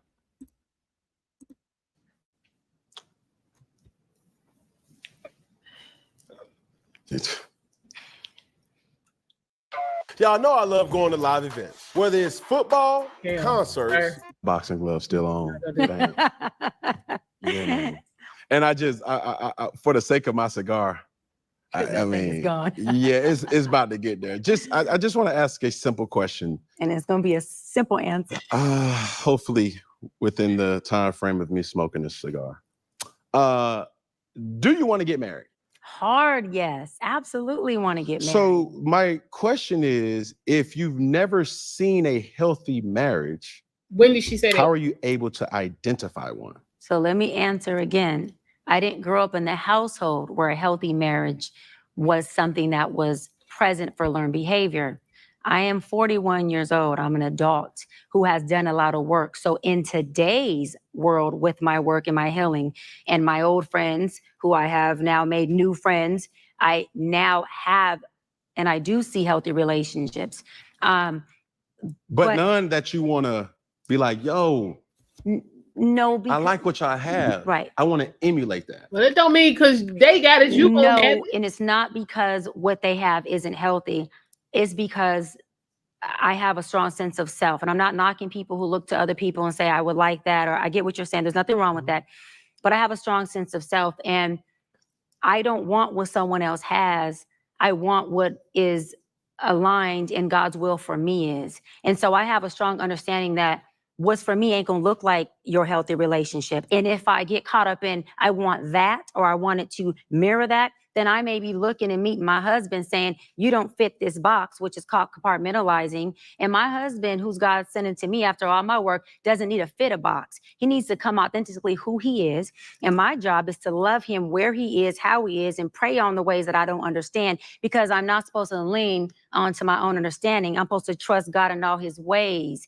And when doing that, that means I'm not looking for anything externally to idolize. When I have myself in God and I know that who my husband is, I will feel it. I don't have to see it in someone else's world. And the other thing is we got to be careful with wanting what somebody else has from the optics, because it could look like we want this beautiful mansion and we go in that house, excuse my language, that motherfucker's more homeless than people who sleep on the street. Because just because you got 4 walls and you have a marble floors and you have a gated home and you have a 10,000 or 20,000 square foot home doesn't mean that thing ain't more homeless than the person who's in a high-rise apartment, or a person who's in a single apartment living in downtown LA and they're a student who's poor, okay? That has nothing to do with it. So I'd rather have a little apartment with my husband and baby, we got wealth, than be in a big mansion like a lot of people have done and be homeless in that thing. And I'm sitting here creating this image for my people to admire me, but I'm dying in the inside. When you talk about resources and people, I don't want no friends around me who can see me as a mansion, but let me die as a homeless person internally. I'm good. And nor do I want to be the woman who says, I want what Cam and this woman has, not knowing that when this woman goes wherever she's going, she's really speaking the real about what y'all got going, but she's not going to tell me, because she wants me to keep feeding her trauma, which is that mask and that costume she's wearing, to make people think that relationship is good. I'll pass. I'll take what God has for me, and I will continue to pray for those who I see have a healthy relationship and support them. But I don't want nothing nobody has, because it's not mine. And if it ain't yours, y'all, you can't keep it. You can't sustain it. So stop wanting things that ain't yours. Stop wanting things that don't belong to you. That's called despair. Get you some help, get you some healing, get you a sense of self, and start wanting things that are yours. And then you may not end up with a man who's beating your ass because you thought he was putting her on jets and buying her Birkin bags and taking her to nice restaurants when she was going home getting her ass beat. But you wanted it though, right? Be careful what you ask for. Start asking God, reveal to me what I'm saying I want, so I understand the transparency of it. God, reveal to me what's mine, so I can have that. And I don't end up praying to you to get out of it. And I don't rush to the altar just to become a divorcee or a baby mama or a baby daddy. Okay, y'all, that was a lot.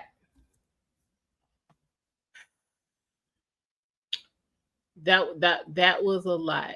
I really don't know why I keep getting bumped off, man. We had this issue earlier We when we did. were talking. We did. I don't know. Um, she said a whole lot. It's It didn't. always something trying to keep me from you. I don't understand. Nothing but death can keep me from it. Color purple, y'all. What you say? It's bad when you healed at 40 because now everybody around you needs this level of healing you think you have. I don't Listen, think she yeah, ever gonna get married. she probably won't. Um, She too aggressive. she is. She hood as hell. Um, what she say? Thus, you would kill something that couldn't work. Yup. What she say? Right. So what? She talked Wow. herself into a cycle of trauma. What? She talked herself into a circle of trauma bonding. Wow. Talk about Mm. hey, talk about watch this on the tangent. I don't know. I Oh don't know my what goodness. I don't know what the hell going on. But now I mean she started out with a valid point about envy, because that's what she was referring to was envy. She started out with a valid point. Um, But don't they always start out with a valid point and then it just takes a turn to the left somewhere? not necessarily, because I heard somewhere the first three words out their mouth, I was like, nope, nope, nope, nope, nope, nope, no. Somebody won't. Oh, he said it won't be who she won't. But no, I mean there are. Well, I mean especially with black women, you know what I'm saying. There Right. definitely is a lot of check boxing going on. You know what I'm saying. The list. He got to do this. He got to have this. He got to be this, and that. You know what I'm saying. Most of that is based off of what they've seen other people. You know what I'm saying. The optics of what they have, and like she said, you know what I'm saying. Yeah, you could have you could have the home girl who you know what I'm saying knows that you envious of her, so she ain't gonna confide in you about what's really going on, because if she tell you, you know what I'm saying, that shit ain't sweet over here, then you ain't gonna be envious no more, and then you can't, you know what I'm saying, you ain't gonna be coming over like, oh girl, I wish I was you, so she can't feed off your envy, which is feeding into her damn trauma and her dysfunction. So yeah, she gonna come tell you, yeah, girl, I mean, you know what I'm saying, he didn't really buy me this Benz. He leased this shit, and then I gotta, you know what I'm saying, come up with half of it, and then he just knocked up this chick down the street. Like, she ain't gonna come tell you that.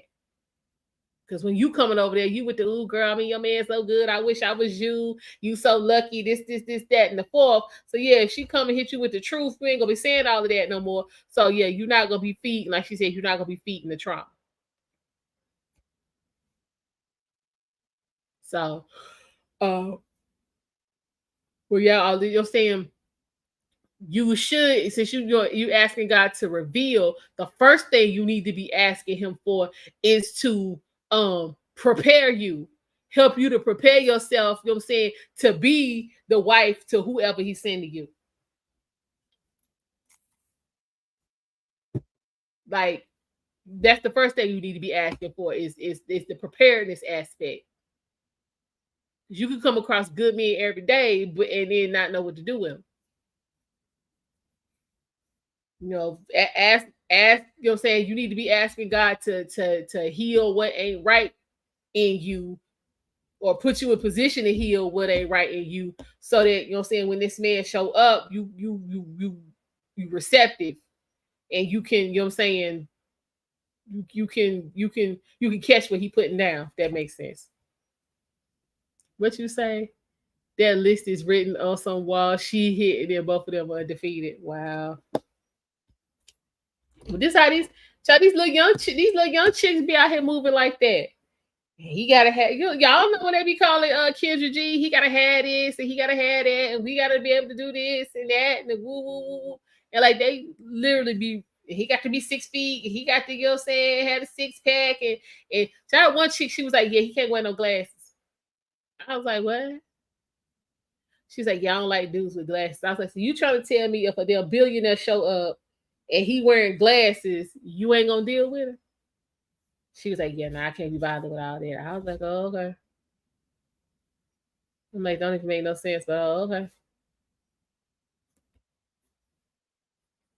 That's what you want to do. But let's roll on. We don't want what nobody else has. We want what's ours, because that is good enough. I caught that pick.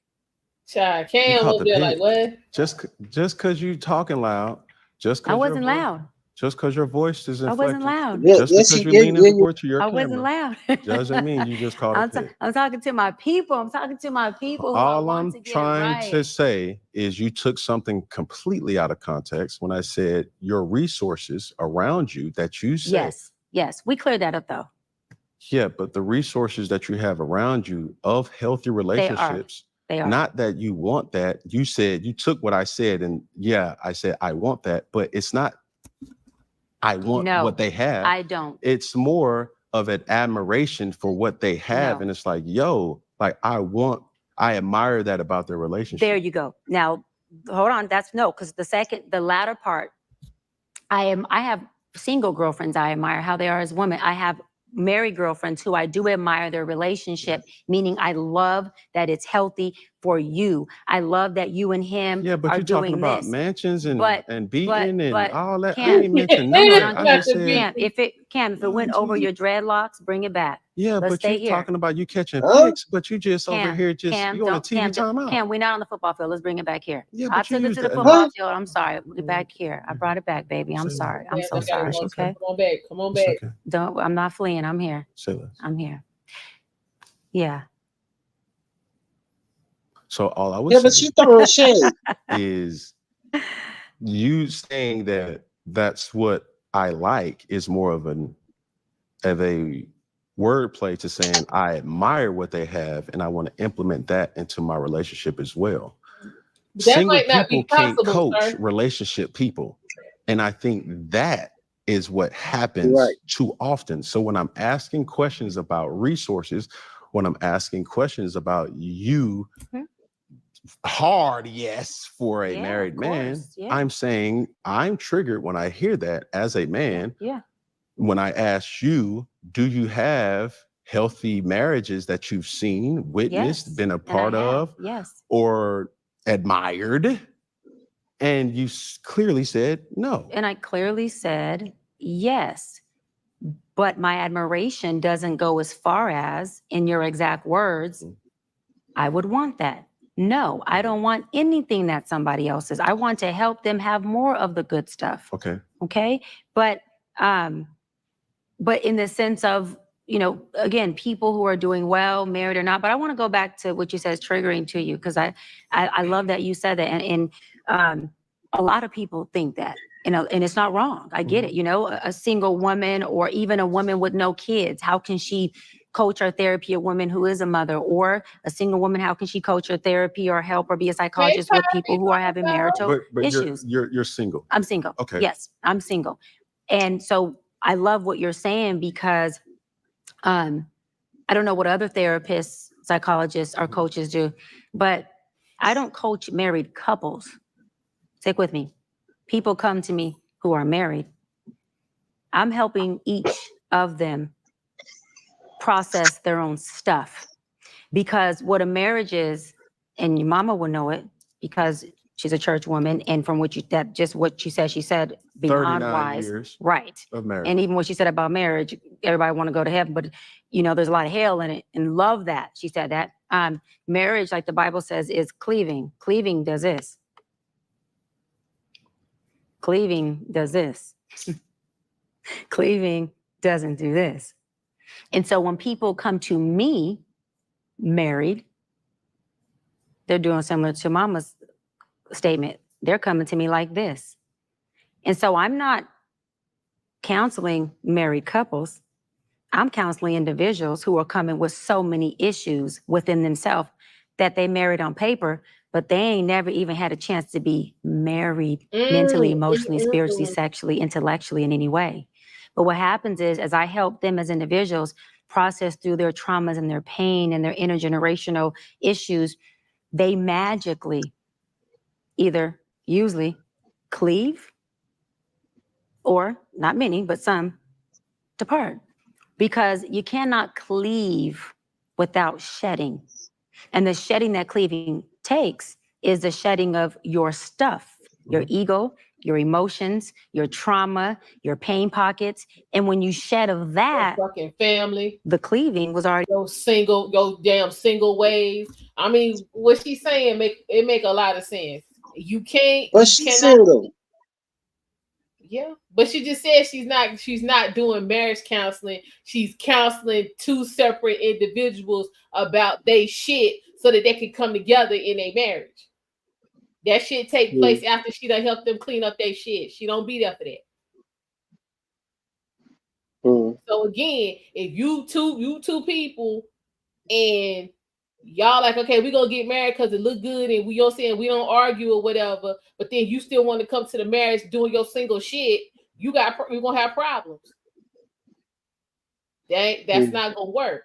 So if you know what I'm saying, want to go work on what you got going on that's preventing you from leaving your need to function single, which is probably again related to this trauma and pain she keep talking and dysfunction she keep talking about. Yeah, then you can come to her, she can help you get that together. And then you know what I'm saying, if you the problem, then once you got that together, then you should be able to come together in your marriage. But hell, if both of y'all got it going on and both of y'all got to clean your shit up so you can come together. She took the long way, you know what I'm saying, around the neighborhood, but that's essentially what she's saying. But yeah, people do that every day, get married and then get in a marriage and still want to do their single shit. You know what I'm saying? What do y'all the no submission, separate bank accounts? You pay husband, you pay all the bills, but wife, I'm still gonna go to work. My money is my money, all that kind of shit. All of that still functioning single. Y'all remember the show I did, you know what I'm saying, where the you know what I'm saying, the wife had stashed $47,000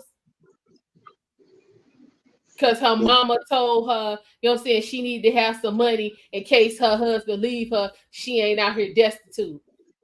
Oh yeah, I saw that. I remember that shit. That kind of shit. That's what I'm talking about. That's trauma that ain't resolved. So you was in the marriage still functioning single. This man that had major health issues, that caused him to lose his job, and he like, look, the only way we gonna survive is selling this house. And she like, yeah, nah, I ain't trying to do all of that. But you sitting on $47,000 that you essentially got from him because your ass wasn't working nowhere, and like, nah, I'm gonna hang on to this in case he leave me. I ain't gonna be. I ain't gonna. Not the same chick that went on Kevin Samuels and said she was leaving her husband because he got sick. There's a different chick. Okay. Yeah, and she did. She left that man, and that man got himself together and went and married somebody else, and then she tried to get on there and have a damn connection. Nah, bitch. That's what you leaving is what you put into his healing, so you don't get shit once he get healed. That's how that works. You got out what you put in, nothing. Bye. No, this chick literally was a state because they didn't even have any kids. That's how selfish this bitch was. A housewife.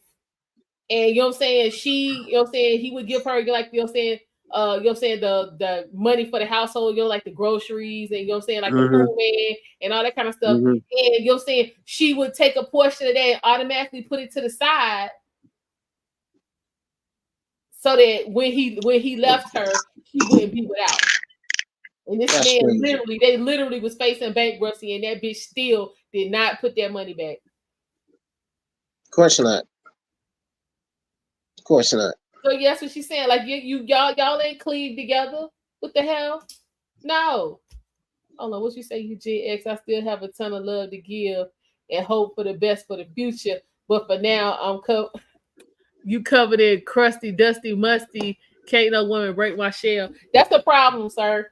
That's a whole problem. Because you missing out on I'm telling you what I know, sir. You missing out on quality women because you want to be stuck in that. No, get out of that culture. Unfortunately, man, we gotta, dust off the shoulders, man.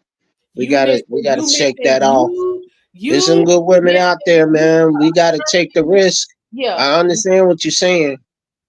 We have to take that risk, man. There's some good women out there. I don't know where. A You have to selfish go looking for them. relationship ain't shit. Speaking from experience, I feel you. I feel you. But again, we have to look at what's going on with us that we even, you know what I'm saying, put ourselves in position to get caught up in that kind of shit.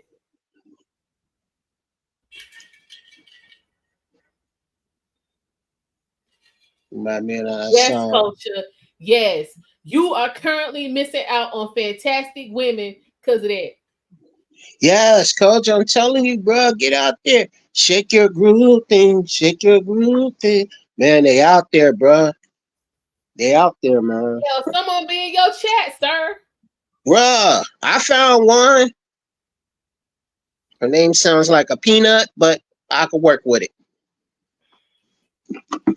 Okay, so you a turtle. Keep on playing, sir. I'm telling you, you're currently missing out on quality women because you in there on that There's nonsense. some good women out there, coach. I feel you on that, man.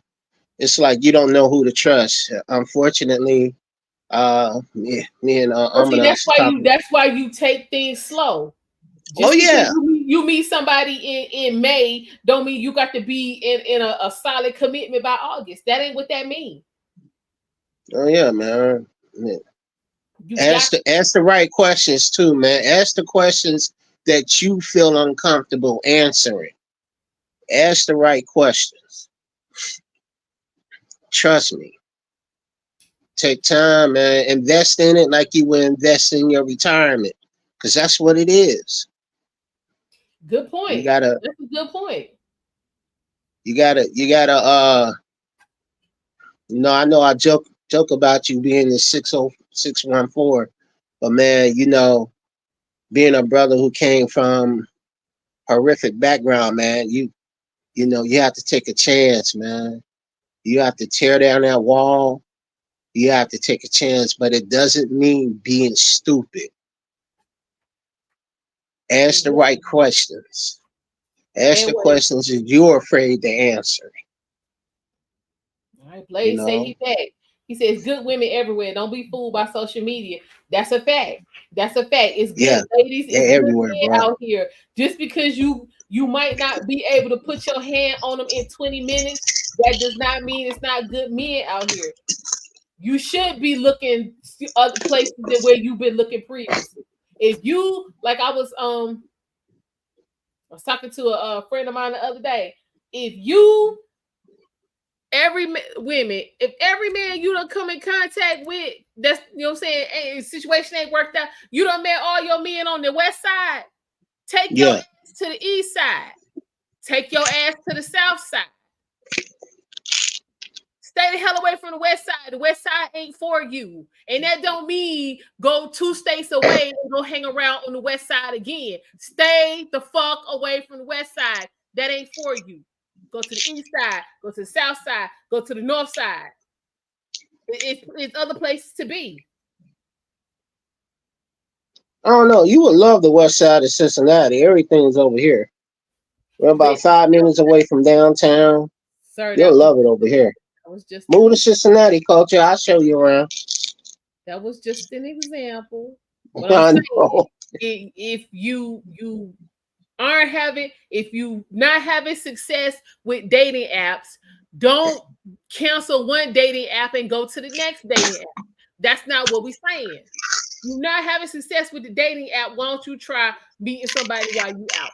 Next time you in the grocery store, put yourself in position to be seen.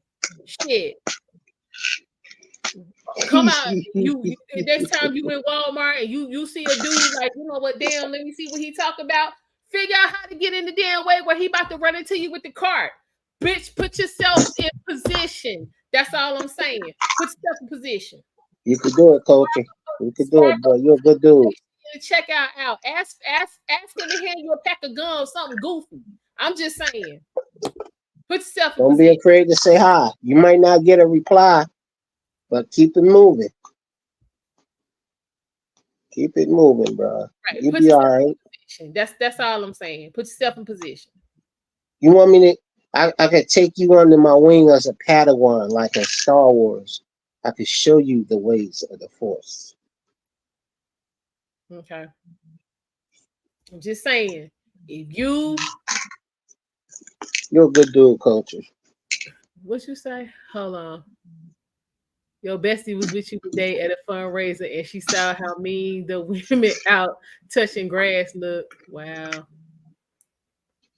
What you say? He said you gonna mess around and get swallowed up. Ooh, child, please don't get swallowed up, Culture. Please. Is that a reference to TDJ? Swallow, yes, swallow up. Have you ever been swallowed? Yes, don't get swallowed up now. Ooh, we can't No, have. What you stay say? away from that. If you think it's all doom and gloom and the world is full of shit, then that's exactly what you're gonna get out of it. Facts. Facts. Now, we gonna she gonna speak on this in a little bit. That's how we got to let this play. Cause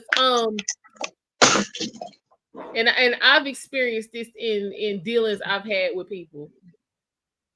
Your talk and your actions got to match. And if it's something that you're struggling with and you're trying to build a foundation, go ahead and take the chance on being vulnerable for 5 seconds. What can it hurt? You ain't tied to this person yet. You're trying to get tied to them. So, I mean, hell, let chips fall where they may. That's all I'm saying. I hate when people be letting down bugs and shit up in here, man. Like, damn. All right, y'all, come on. What you say? Derek sound like he taking his dead. I was.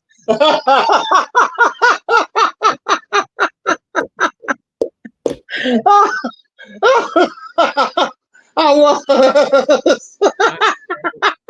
I meant to mute the mic. I'm sorry. I was thinking. I was. Wow. Yeah, we okay. Yeah, child. Y'all. I can't stand Culture, man. I can't stand him. Y'all take your pills, your shots, whatever it is y'all need. Y'all don't need nobody falling out in the midst of my live stream, please. Can't stand that brother. He got one up on me, man. Damn it. All you. He said, "You child. We all take meds. Listen, we all take medication. We owe." I meant to mute the mic. I'm sorry, guys. I'm really. It's all right. All right, we're gonna continue this song. Come on. Already waiting there for you. So it's not that anyone, even other therapists, are teaching married people how to clear or be married. They're really breaking down the barriers that people have that are keeping them from being loving or in love, or like Mom said, keeping them from going not only to heaven, but sometimes taking that detour to hell just to get to heaven again, just to get back to hell, to get back to heaven. Yeah. And so I don't teach them how to be married because I don't think that's something that can be taught. I think that comes through each individual marriage couple, because there's not one way to do it. I'm helping them break down the barriers that are keeping them from what they really want, which is to be safe, to be in love, to go to this heaven space, but to learn how to have the bandwidth to get through the journey of hell that comes as well. Yeah, I must ask this question because I'm a product of this. Yeah. Has your profession affected your outlook on a relationship? 100%. How? My husband will be very, very grateful to all of my clients these past 16, 17 years because my female clients have helped shape me to have more compassion. It has helped shape me to have better understanding of the pressures and the seasons that come in motherhood, that come in marriage. And my male clients, particularly my Black male clients, the married ones, have really gave me insight on the weight that comes with being a husband, being a father, how much they really are giving their all and trying their best, but it looks different to her. And so learning how to read and communicate, Cam, what does it mean when you text me randomly throughout the day and just say, what are you doing? Is that a message? What are you doing? Is that a message where you're just trying to tell me, baby, I love you, but you didn't say the words?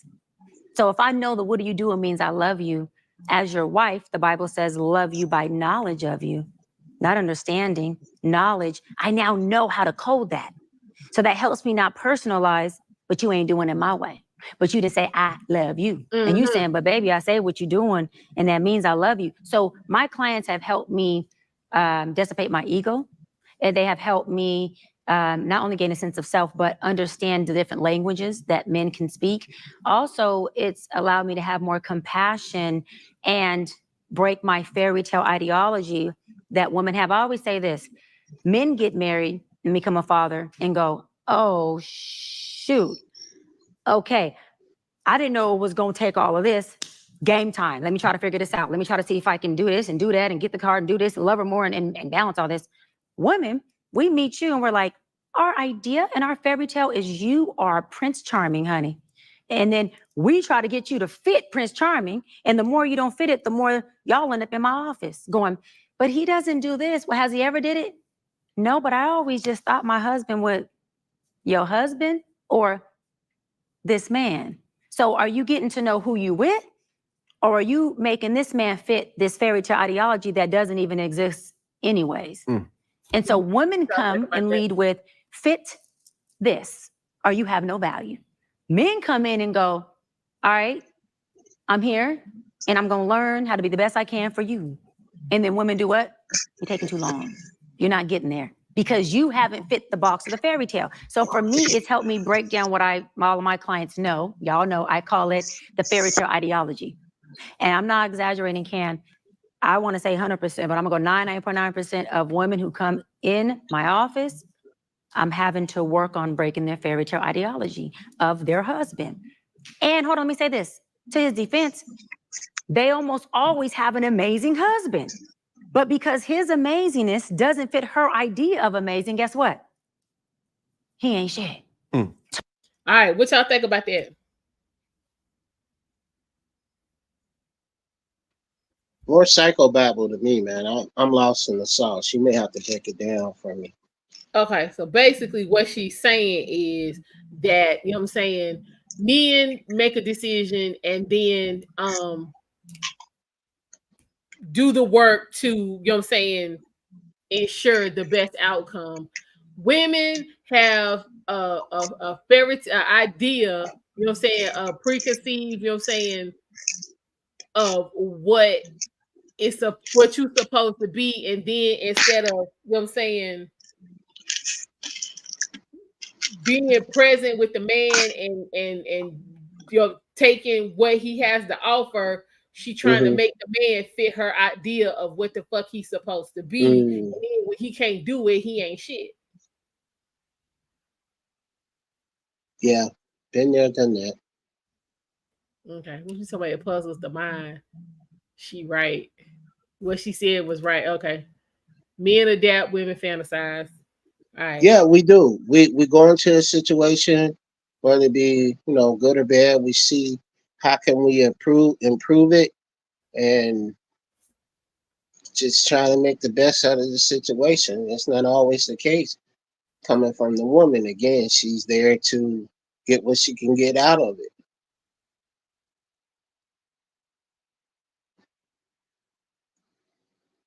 Okay.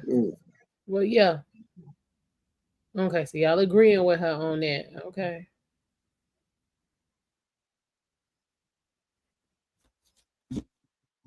Y'all say them facts. Okay. Well, come on. To her. And remember, I have no emotional investment besides I really want them to get this, work through this. I'm going, so because he don't fit your tone of red, you gonna tell me this man still ain't red? He burgundy though. You see what I'm saying? You know, he there. Drinking and driving is a decision that could change your Don't whole drink and world. drive. Things will never be the same once you get a DUI because legal fees and time in court are cheap. Drinking and driving is a decision that could change your. Two things that I really want to ask or must ask in this situation. First, in regards to the women, I don't really want to attack or, you know, really speak on your clientele, but obviously with my research, you spoke about low functioning Mhm. individuals, now we finna get to the male and female. What's the percentage of males or females that you counsel that are low functioning? Mhm. What's that percentage? Mhm. I love it. Collectively, or you want me to go male and female? Break it down Break it from down. male and female. Okay. I would say, interesting enough, I would say that there are 70% low functioning women, Mhm. Mm. 40% low functioning men. What? What? Mm-hmm. Yeah. Okay. Yeah. Now, Mm. with those low functioning men, did they ever say that a man of high function Mhm. will never really know true love? No, I don't even believe that, but no. Okay. I wish she So- could have cited her source. What identifies a woman to be high functioning? A high functioning woman is a woman who wants you. She doesn't need you. And let me clear that up. When I say she doesn't need you, it doesn't mean she's independent.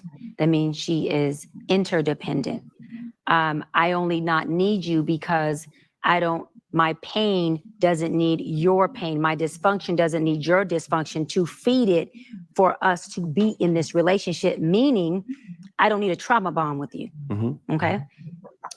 She wants you because she wants the healed part of you, but has the capacity, because we're all human, we ain't perfect, to facilitate and deal with the unhealed part of you that's going to show up in the relationship at some point. And hers is going to show up too. Mine is going to show up too. Mhm. And so that's why I always say, I want a hybrid. I want a hybrid for y'all out there who want to know, meaning a man who's high functioning enough to meet my healthy high functioning, but low functioning enough to deal with me when my abandonment inflames, to deal with me when some of my dysfunctions that I'm still working on inflame. Because if he's too high functioning, guess what? He doesn't have the bandwidth to deal with the low functioning part, which then means he can only connect with folks who are not being fully authentic within themselves. Meaning you may have a loving relationship, but you won't have a real intimate, deep, vulnerable relationship. I'm a woman who seeks connection and vulnerability. I'm not into casualties or casual sex, just TMI or not, meaning I like the depth of things. And so I need you to see me. I need you to see my broken. I want you to see my heart, whatever that comes with. And I'm not embarrassed about it. I'll tell you about it. I'll show it to you. And I'm okay with a man who can facilitate it. But what a high functioning man may do is if he's all the way high functioning, he has already cut off the side of him that is authentic, and there's a superficialness there that won't allow him to connect with a real person. So can he still love and experience love? Yeah, love has it just loves everything. But will he experience the depth of some of the wholeness of love, meaning the down, the up, the ugly, the heaven, the hell mom was talking about? No. And let me say this really quick. And this is why trauma bonds usually feel like the most intense, in love, deepest relationships, because you got two at the epitome of vulnerability, pain pocket people who are bonding. And most people who are low functioning are exactly who they are. Exactly who they are. Doesn't make it bad for being who they are. Exactly who they are. That's their pain, their trauma. They're going to flee. They're going to scream. They're going to hit. They're going to do whatever comes up. Right? Fuck it, I'm mad. And whatever comes up, they there. There's no awareness. There's no stop. There's no nothing. I'm triggered. I'm inflamed. We just go there. Let's tear this thing up. Right? High function. Okay, y'all. What you say, Danny's talking about she full of shit. She the wrong messenger. How so? I mean, I agree, but why do you think she's the wrong messenger?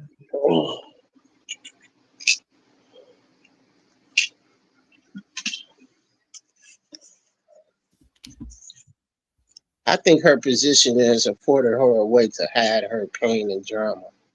That's Do why what? she turned down two, in my opinion. That's why she turned down two wedding things. She just she just threw some numbers out there without citing the source of her information. Her Well, no, being a he was asking her. He was asking her about her clients. oh, about her personal clients. Yeah, Oh, okay, okay. I'm glad you cleared that up. I didn't hear that part. yeah, no, Okay, yeah, cool. no. He was, yeah, he was asking her about her clients. Mm, she just seemed angry. Hmm. She just seemed like she's mad.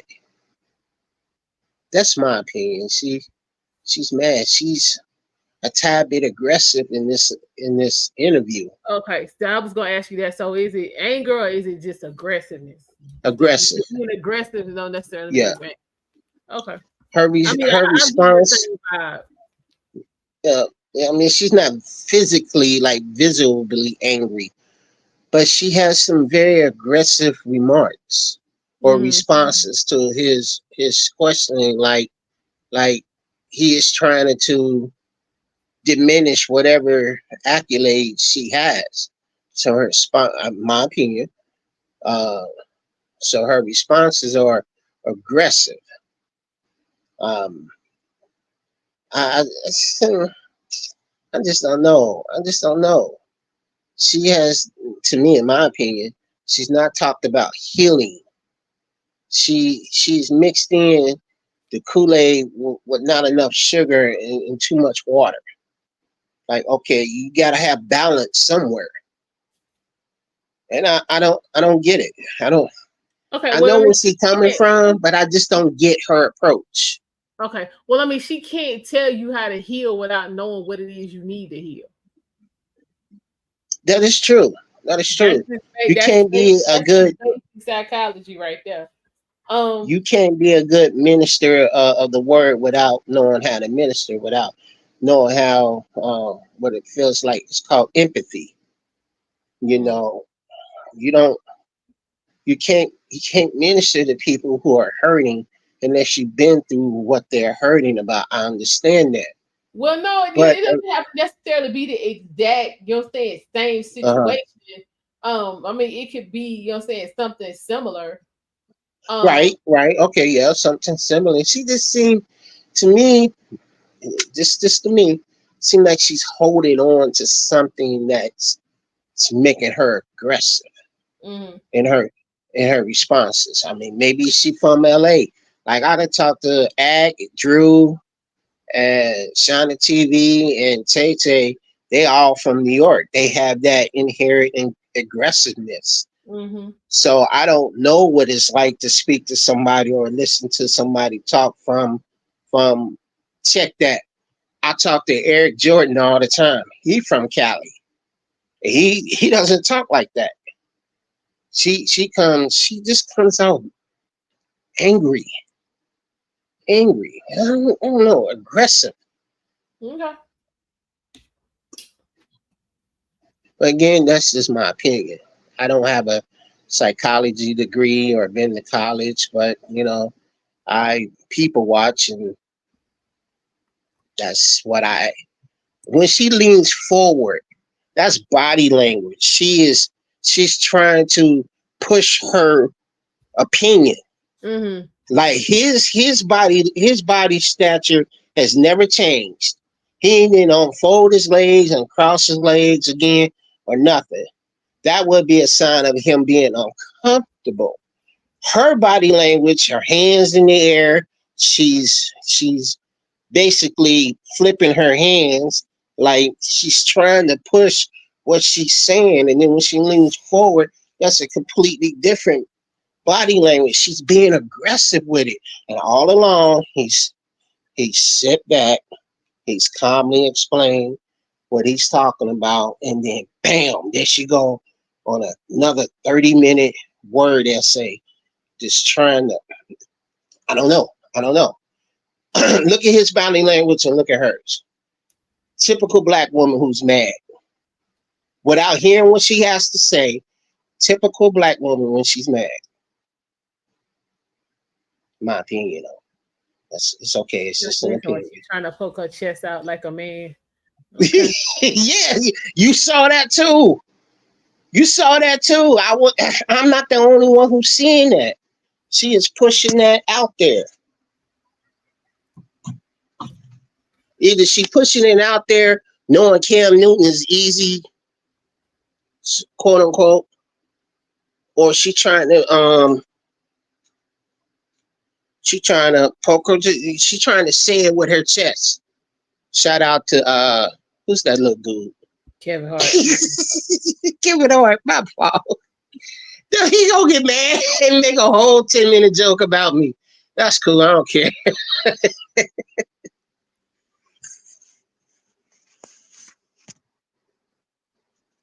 It's just my opinion, though. That's all it is. Okay. She's sticking her chest out and she's flipping her hands while she's talking. Typical, to me, typical angry, aggressive black woman that I've seen all my life. It's the body, it's the hands. And if she flip her hair, I'm done. If she do that,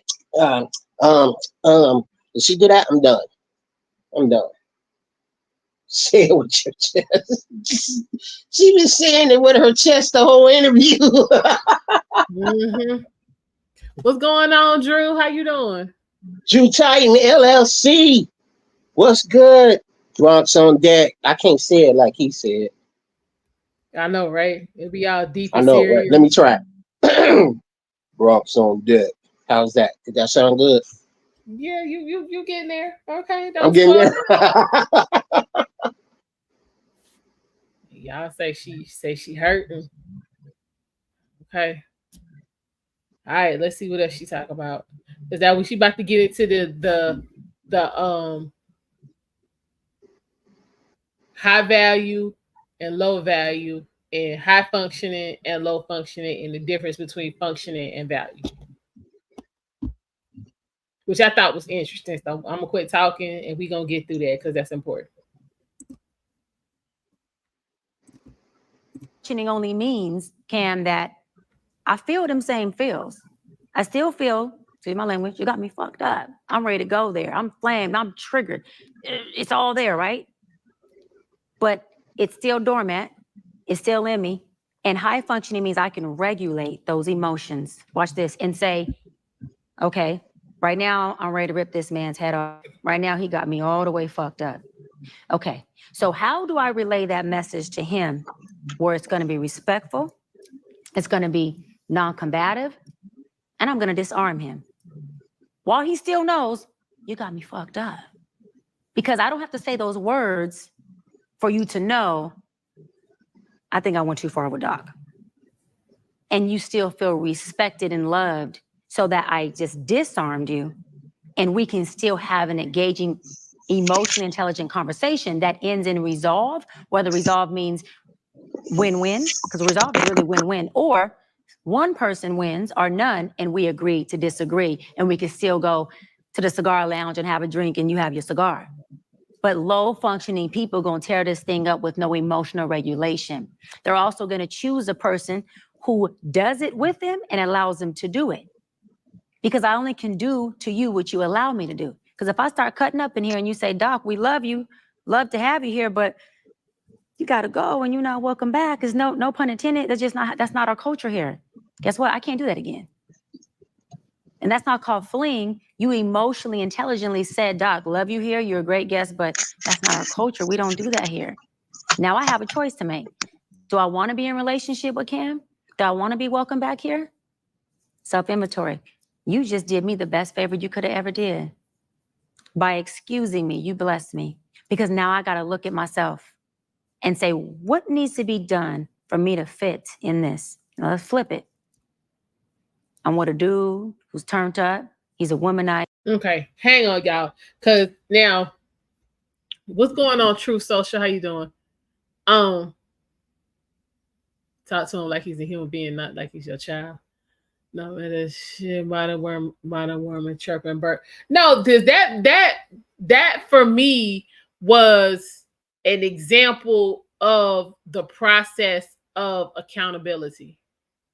Like that in the manosphere space is a big a big talking point, so to speak. What is accountability and how do you hold somebody accountable?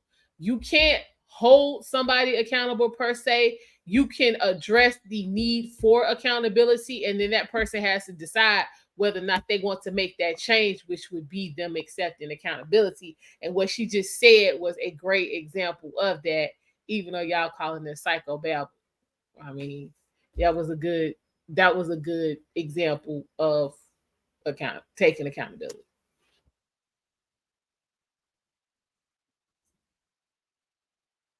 See, you got someone, so she make it look good with them titties. Okay. What you say? Me? Yeah. I was looking at the boobs. I'm sorry. Okay. Okay. I'm just being honest, because she hasn't said anything that, to me, has warranted my attention. She has repeated drama and things that she's experienced, and to me, she was taking shots at Cam, and anytime she leans forward, she's trying to make a point. When she's relaxed, she's leaned back. Cam hasn't moved out of that spot. I don't know. I ain't feeling her. I'm sorry, I ain't feeling her. Okay, that's fine. That's cool. But let's see what else is going on. Like I said, we're gonna let it run for a little bit. He got all these women. He spent money on me. He treat me good. And what you said earlier, he D's me down. You didn't say you would D me down, but use the D word, clarity. He D's me down. And so I come in and I tell him, no, I'm not a woman. I'm like wholesome. I'm not into casual sex. I don't do all that, but I'm in love with him. And he lets me know, check this out, baby. Daddy love you. There's a place for you here, but not like that. You got to be able to do these things. Check back in when you can. That woman has a choice to make too. She goes and takes self-inventory and says, do I want to do these things so I can fit in with daddy? Or do I want to stay true to who I am? Right. Either way, it's a choice. But high functioning people have the ability to take a step back internally, not physically, process what they feel, hear their emotions in the real space that they're saying. Because my emotions curse people out and things all day. But I regulate it, code switch it, deliver the message so you're receptive to it and you feel it with love. But I'm saying the same damn thing I was saying in here. Mm-hmm. And now we have a relationship. Now we have respect. And now we good. And now, like your mama said, because I love that quote, tell her that, please. I love that. We can go to heaven together and we can take this journey to hell as well. But no, are you willing to go to hell? No, I just said both. Yeah. Both. So, but I don't think my question was clear, or the answer wasn't clear as far as a high functioning woman. Yeah. And it's simple. High functioning woman feels the same thing a low functioning woman feels. She does two things differently. High functioning woman can regulate her emotions to articulate it so it comes out with emotional intelligence. Okay. And she uses what she feels, and chooses with her healthy self and not her dysfunctional self. Okay. That's the only difference. Now, explain to me what a high functioning woman is. Okay. What is emotional intelligence? Because I don't know exactly what it is, and I need a clinical definition, just like what is a narcissist. I want to know what is emotional intelligence. I mean, if you're 23, you shouldn't be acting 15. No, well, she just gave you an example of emotional intelligence. Mm-hmm. Having a feeling, mm-hmm. being able to process it, and determine if the way you want to express it is going to get you the desired result. Well, that just sounds like thinking it through. Well, I mean, since everything's got to have a term now, it's essentially the same thing. That sounds like they just call it. If you're a project leader, You see what needs to be done. You assign the appropriate people to do the project, Mhm. and you get it done. It's just Okay, well, see, in this day and age, mhm, you're going to do that, but it's how you do that that is where the emotional intelligence part come in. Because you might have, you know what I'm saying, 5 people on your team, and you got, you know what I'm saying, 5 different tasks. So each person's gonna take a task, and you know what I'm saying, the mhm, way that you get them to buy in is where the emotional intelligence come in. Like you might be able to come to me and be like, you know what I'm saying, look here, um we got this project, and I need you to, you know what I'm saying, take this task on right here. But also, you know, these other folks, you know what I'm saying, they just really, you know what I'm saying, ain't really, you know what I'm saying, on, they might fuck it up. Keep your eye on them to make sure, you know what I'm saying, this get done. Then you might need to go to so culture and be, you know what I'm saying, mhm. you might have to kind of finesse him. So you might have to, you know what I'm saying, be like, you know, we got this project, and you know, like you really gonna be the backbone, you know what I'm saying, and you'll Right. kind of pump him up to get him to buy in. Then you're saying you might have let's say Danny, where you like just give it to him straight up. Look, I need you to do A, B, C, and D for this project, and then you ain't got to say nothing else. See, so the But see, emotion. it sounds like, in my opinion, I'm sorry, Go it ahead. sounds like something I heard that guy, what's his name? Cooley, I think his last name is Cooley. He talked about the men hierarchy, how in a matriarchic society we could put the best man in the best position to succeed. I don't think Why would you not do eh, that? because we don't need emotional intelligence as a man. If Drew is good at working out Mhm. and he has the desired results, I'm gonna go to Mhm. him if I want to work out. Right, If right. Coach, But now right, the way he gives you that information, he got to give it to hmm you so that you can pick it up and that you gonna do it, hmm even when you like, okay, this shit hurt. I don't really want to be bothered. So this is where the emotional well, intelligence, he'll say, he got I've to heard give him it to say it you in before. a manner I, that's gonna get you mhm. to buy in. I've heard him say it before, and if I can quote him correctly, he'd say, "I'm not a personal trainer. I can tell you what works for me." Okay. And Well, for that's me, okay. that'll work. It doesn't take emotional intelligence to figure Okay, out, that's hey, you. this guy, Somebody else might need something different. Somebody else might be right? like, you know what I'm saying, I don't like the way he said that, so I'm not gonna ask him nothing. Another question: why is emotional intelligence seems to be a put down towards men? I've It's never crazy. heard a man say, "I want a woman with emotional intelligence." I have. I have not. I have. I have not.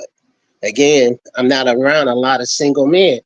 All the men I know, even from Drew and Dave and in my personal life, are married.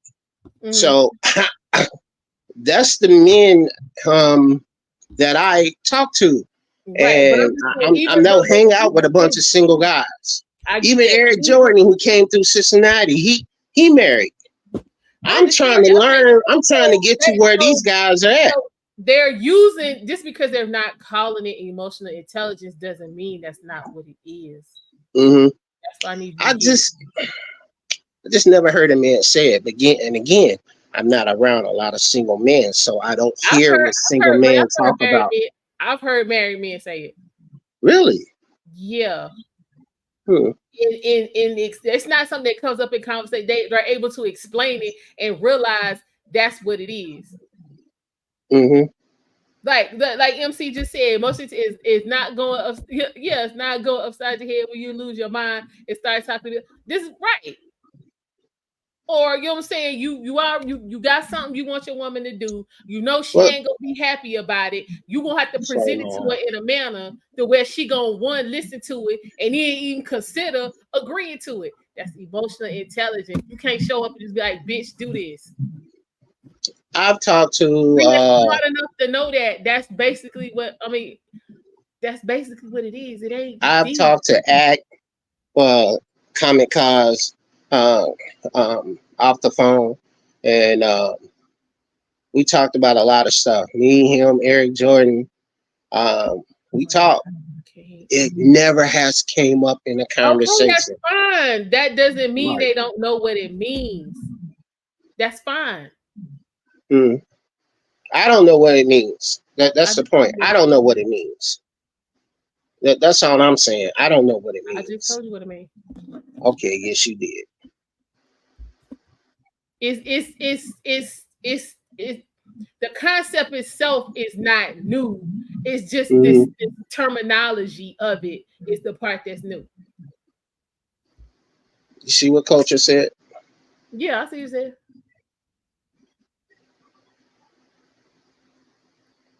I never met one. Again, you know, I just disagree with the uses of it, because I never heard a man say, "I want a woman who's emotional and intelligent." Okay, but Never heard that. Okay, but if you saying you don't want a woman, you know what I'm saying, to spaz out every time she get mad. You don't want a woman, you know what I'm saying, But that's not emotional intelligence. That's just being stupid. No, that's her having enough sense to know that if I behave in this manner, it ain't gonna give me what I want. That's all that is. You don't want to be with me. It's not this. It used to be called common sense. It's just, you know what I'm saying. Right. Now, I got you now. We got to put a term on it. That's all this is. Common sense. I got you now.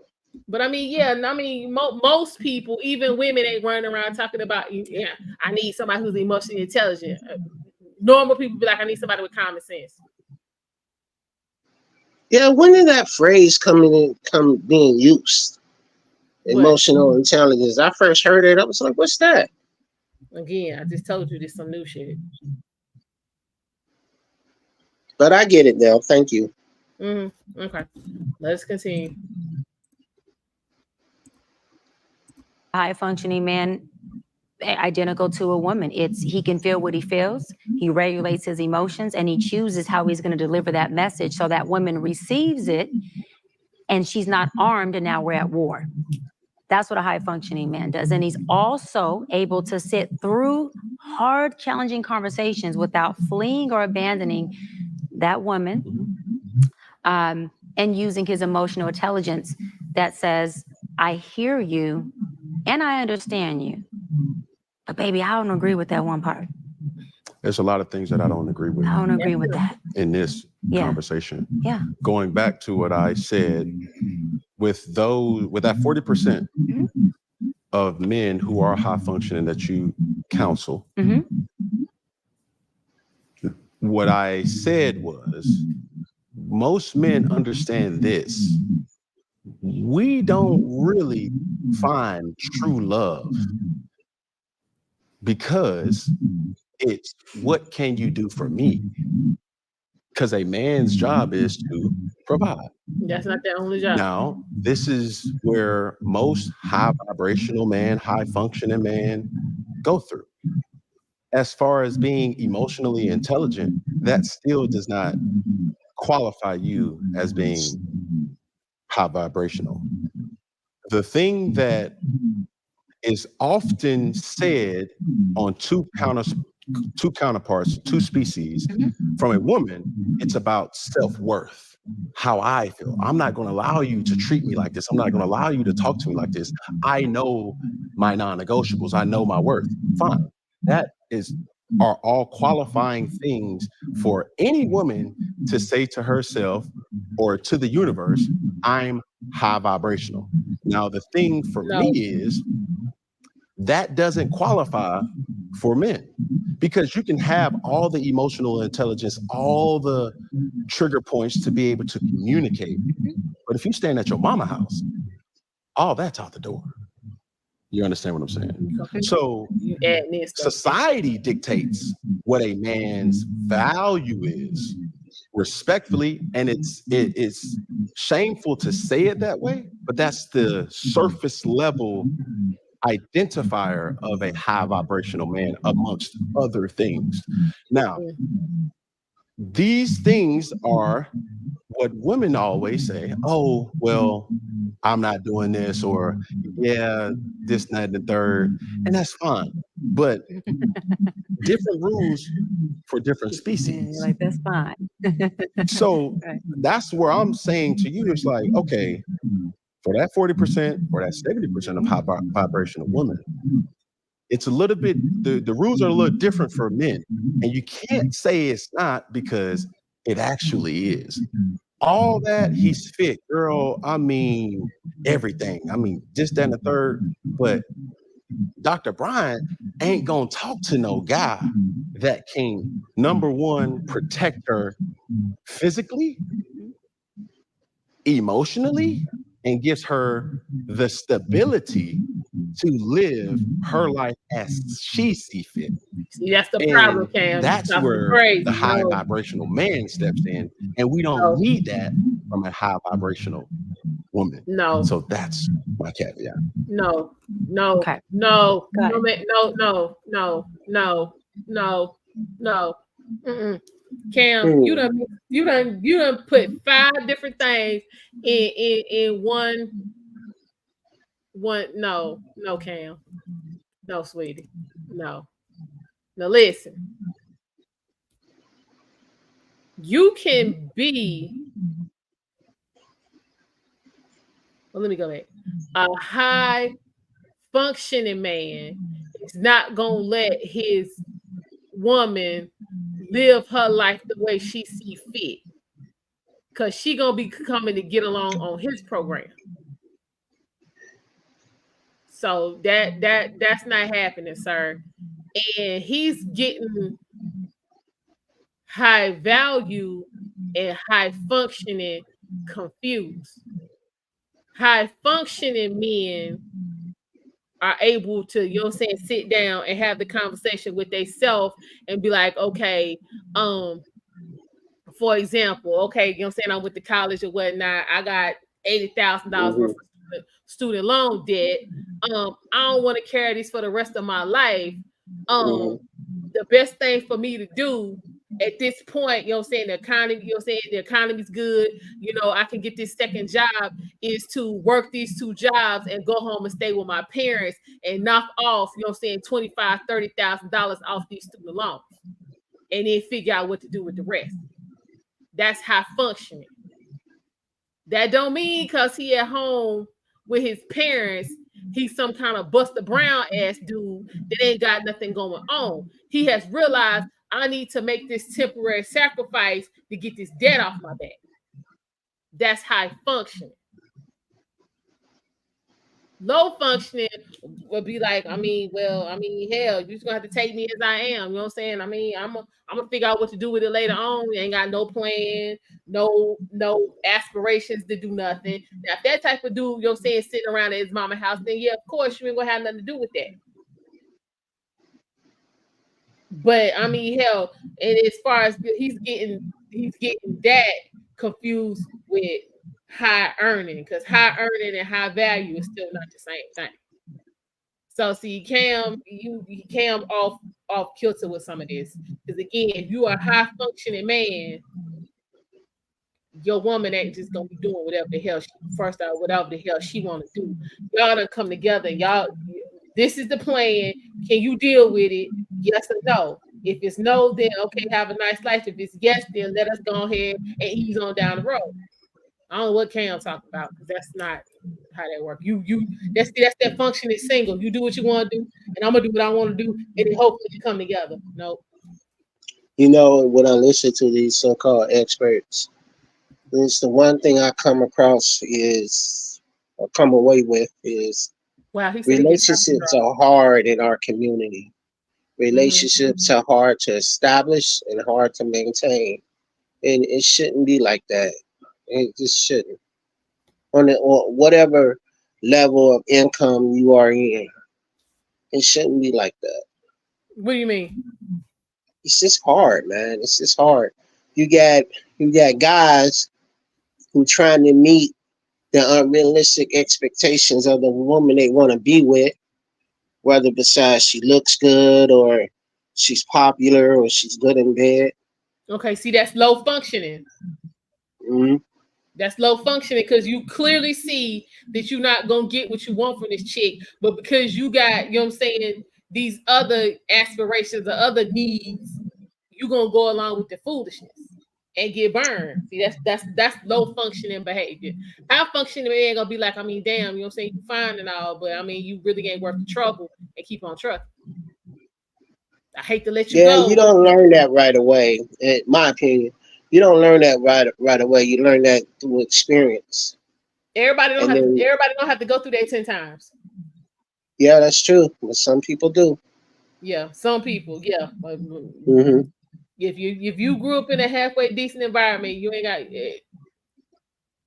3 times is pushing it. Cause some people, you know what I'm saying, some people, you know what I'm saying, are, you know what I'm saying, intuitive enough to pick up on what's going on around them. So, you know what I'm saying, Hmm. you got, you know what I'm saying, let's say you the 4 musketeers and you got 3 other homeboys out here going through bullshit. You can look and see what they, well, I mean, you know what I'm saying, like we all can see that this chick was, you know what I'm saying, just trying to hang around for the money, but he decided to deal with it because she was fine. He said, you know what I'm saying, the sex wasn't even all that good, and you know what I'm saying, she talking to him crazy in public, but you know what I'm saying, he felt like, yo, she you know what I'm saying, was meeting the look, so he would have, yeah, I ain't finna deal with that. So, you know what I'm saying? They potentially end up in there like, oh yeah, no, I seen this movie before. I don't need this, and keep on trucking. So yeah, everybody don't have to keep banging their head on the wall till, you know what I'm saying, have their skull missing to get this ain't. But Amina, that's in a perfect world. That ain't no perfect world. That's in a perfect world. If you I had enough people, enough females around me to get knocked up without no husband to be able to see that ain't what the hell I want to do. That ain't had nothing to do with no perfect world. That's I got 16 of you motherfuckers all did the same thing and got the same result. I don't want that. That ain't a again, perfect world. That's opening your eyes. yeah, it's just some people just don't see it, and some people never see it. No, some people they choose to not see it. They choose to Hmm. overlook it. They choose to jump on that I'm gonna be different when nothing about how you've been moving has been different. It's a choice. You're right. It is a choice. You're absolutely right. Hey Marisol, how you doing? Appreciate you stopping by. Let's keep on trucking. We got Hey, work I'm to gonna do. put the thing on mute. I have to take something from my eyes, killing me. Okay. You made a lot of really good points. So a man living in his mama house means he's low value, but can still be high functioning. High functioning and high value man are 2 different things. High valued man is more about value. What are you offering financially? What can you do for me? How can you provide for me? It has nothing to do with emotions. This is why you have a lot of high valued women and men who are extremely low functioning. It is statistically known that high valued women, not functioning, high value women, meaning powerhouse, makes money, elected official, doctor, lawyer, entrepreneur, whatever she does, she's just killing it. She does well. Educated, not educated, she just does her thing financially. She's high valued. Often end up with low functioning men.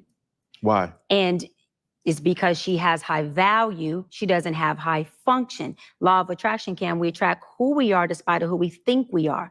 So the man living in his mama's house that you described, right? Mm-hmm. That's based on society. That's a low value man. Reality, not that's society. fine. You can say reality. Reality. I'm fine with that. Yeah. Right. Value is not a functioning. High functioning is how you function. Had nothing to do with money or where you live or how you drive. Right. Okay. Value is the word value because it's it's what you said. How valuable are you? Mm-hmm. How valuable are you, sis? What you bringing to the table? Okay, now those are 2 different things. I just want to stop you right there before I lose my. If the man doesn't have high value, yes, he will not spark the interest of no woman. That's not true. Let's just put it like that. So it runs. Then answer this in question. conjuncture. Why are most low value? And low value man just means, I'll go street terms, broke. Yes. Okay. They're married. Them Negroes are married. But you can't hold say on, hold that's on. a subjective No, thing. that's you not. Can't That's say the, most because that's not true. statistically, when it comes to socioeconomics, Google it, have somebody here on your team pull it up. Socioeconomically, women, Google it, predominantly Black women, socioeconomically, are exceeding when it comes to money, street term, bread. Hold on. That means if they marry, they're married to a man who's making less money, no money, or broke money. Hold on. Now, low-valued men are married to somebody, whether she low, high, whatever. He got him a wife. And let me go a little further. And usually if you don't have a wife, he got a whole hell lot of kids by different women. Watch out now. Watch out, you're speeding. Yeah, I am. You're speeding. I'm poking We speed. going there. Hold on. Let me take this. So let me finish Let me take this glove off. Let me finish this point. So again, low-valued men, meaning street term broke, they're married. And they oftentimes, if not more than often, have multiple kids by multiple men. Okay? Woman. Whoa. No. I'm going somewhere. Low. You said By low. oh no, I'm going somewhere with that. They have multiple kids by multiple men. Hold on. And women. We in a whole different society. You talking about reality. No. You said low vibrational men. Why are is married nobody said nothing about with vibration? Multiple. Let me say it again. They're married, and if they're not, they usually have multiple kids. Okay. With multiple women. Okay. Hold on. And I'm going somewhere with this. Have multiple men. Meaning that men and women are choosing low-valued men. That's subjective. Because in the society we live in today, you have a lot of different dynamics of polyamorous, different dynamics of relationships. And when you're talking about men today and women, I'm not just knocking on the men, relationships don't just go one way. And we're talking about a low-valued man. We're not just talking about heterosexual men, right? I could talk about the whole gamut. Do I have to stay in one pocket? I'm just asking because I will. Ma'am. Okay. So Take it again, low-valued men don't have to be, they could be high functioning and low value is what I'm saying. So a man living in his mama's house is low value, but he could be high functioning. Hold on. So how does he attract a woman who's high functioning? Thank you. He's high functioning. He attracts a high functioning woman. Hold on. The high functioning woman is also high value, meaning she has money, a lifestyle, and a high quality of life. And she's high functioning. All she needs is a high functioning man. She ain't worried about a man who also has high value. A lot of women operate like that who are powerful. I'm sure you've been in rooms with powerful women who have husbands who you have said, if not you, many have said, how did he get her? Wait a minute. And it's not even a looks thing. It's down to, I'm going to go with a really good friend of mine's, Oprah and Stedman. Mama, you know I love you. But Oprah's power. You think Stedman's low functioning or low value? Stedman is low value. He ain't low functioning, baby. There's a difference. He's low value based on, I'll use your word, reality, because regardless if he makes good money, he ain't making Oprah money. Nobody's making Oprah money. So he's low valued compared to that. But Stedman is not low functioning. Stedman is not low value either. Everybody's low value compared to Mama O. That's true. Let's just say that.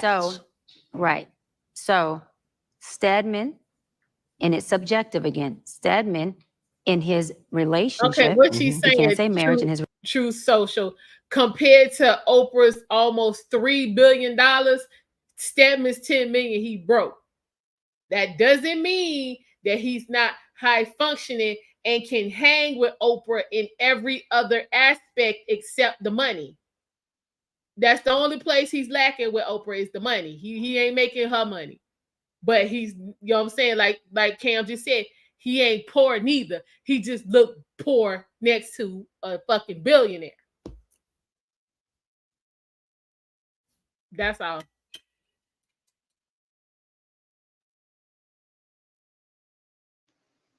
Hey, I'm gonna have to wrap it up because my eyes really starting to hurt. Okay. I still have to go back for a second surgery. I called the doctor and told him, I said, hey man, when I try to look straight ahead, my eye hurt and there's flashing, like throbbing in my eye. It just hurts. So I just took some Tylenol. I'm gonna stay in the chat. I'm gonna listen. Um, how can she compare Oprah to Statman? No, that was an example. Oh, okay. Because I kind of missed the Yeah, example. But she's saying that when she's comparing value and function, mhm, if you compare, you're saying value between Stedman and Oprah, Oprah's mhm, high value, Stedman's low value. But if you right. look at functioning, they're equal. So just because you're saying are low in the value area doesn't mean you can't be high in the function area. And at some Yeah. point, if you're high functioning, your value is going to increase. But we talk about Don't Oprah. Statman have his own money? He does, and that's what she was saying, and that's what Cam Right. said. Stedman's a millionaire in his own right, but Oprah's a billionaire. He ain't Mm-hmm. catching her. So when we talking dollars to dollars, Stedman look broke. Yeah. But in Like every I said, other aspect, him and Oprah neck and neck. I'm a listen and I'll Okay. comment in the chat. I just Okay. want to thank Drew Titan, Act at Comic Cause, Eric Jordan, uh, 614. He know who he is. I won't say his Oh, name. Lord. I would appreciate everybody supporting my friend, my good friend Amanaz, and you know, uh, subscribe to her channel, become a member, send a cash app. So her channel is growing, and she's a good woman. She she has emotional intelligence. I couldn't wait to use that. Wow. But yeah, I Okay. love you guys, and I'll see y'all later. All right. Thanks for stopping by. Okay, True Social. She's not talking about a high value man like in the terms like Kevin Samuels was talking about. That's not what she's talking about.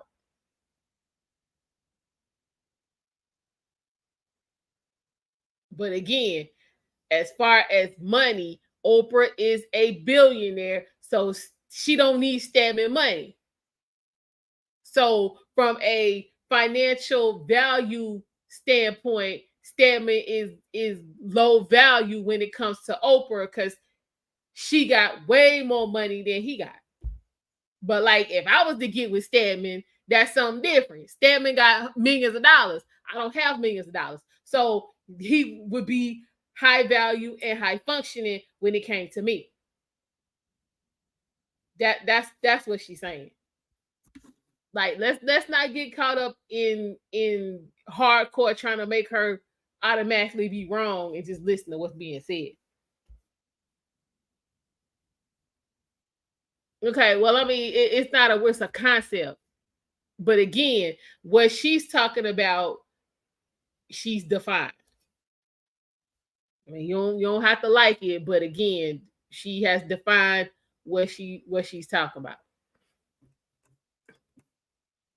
Relationship is low value to his powerhouse, high value, high functioning But that's not a good woman. example, though. That is a great example. That's not because anybody's going to be low value to Cam, who Oprah. house do they live in? In their relationship, Oprah. it does. Where's Stedman's house? I have no idea. That's my point. That is my point. Can you give me another example? That is my point. No, let's not use that one because that's not a reality. Another example. Like Oprah is living in the half percent of the world, not just the 1%, less than the 1%.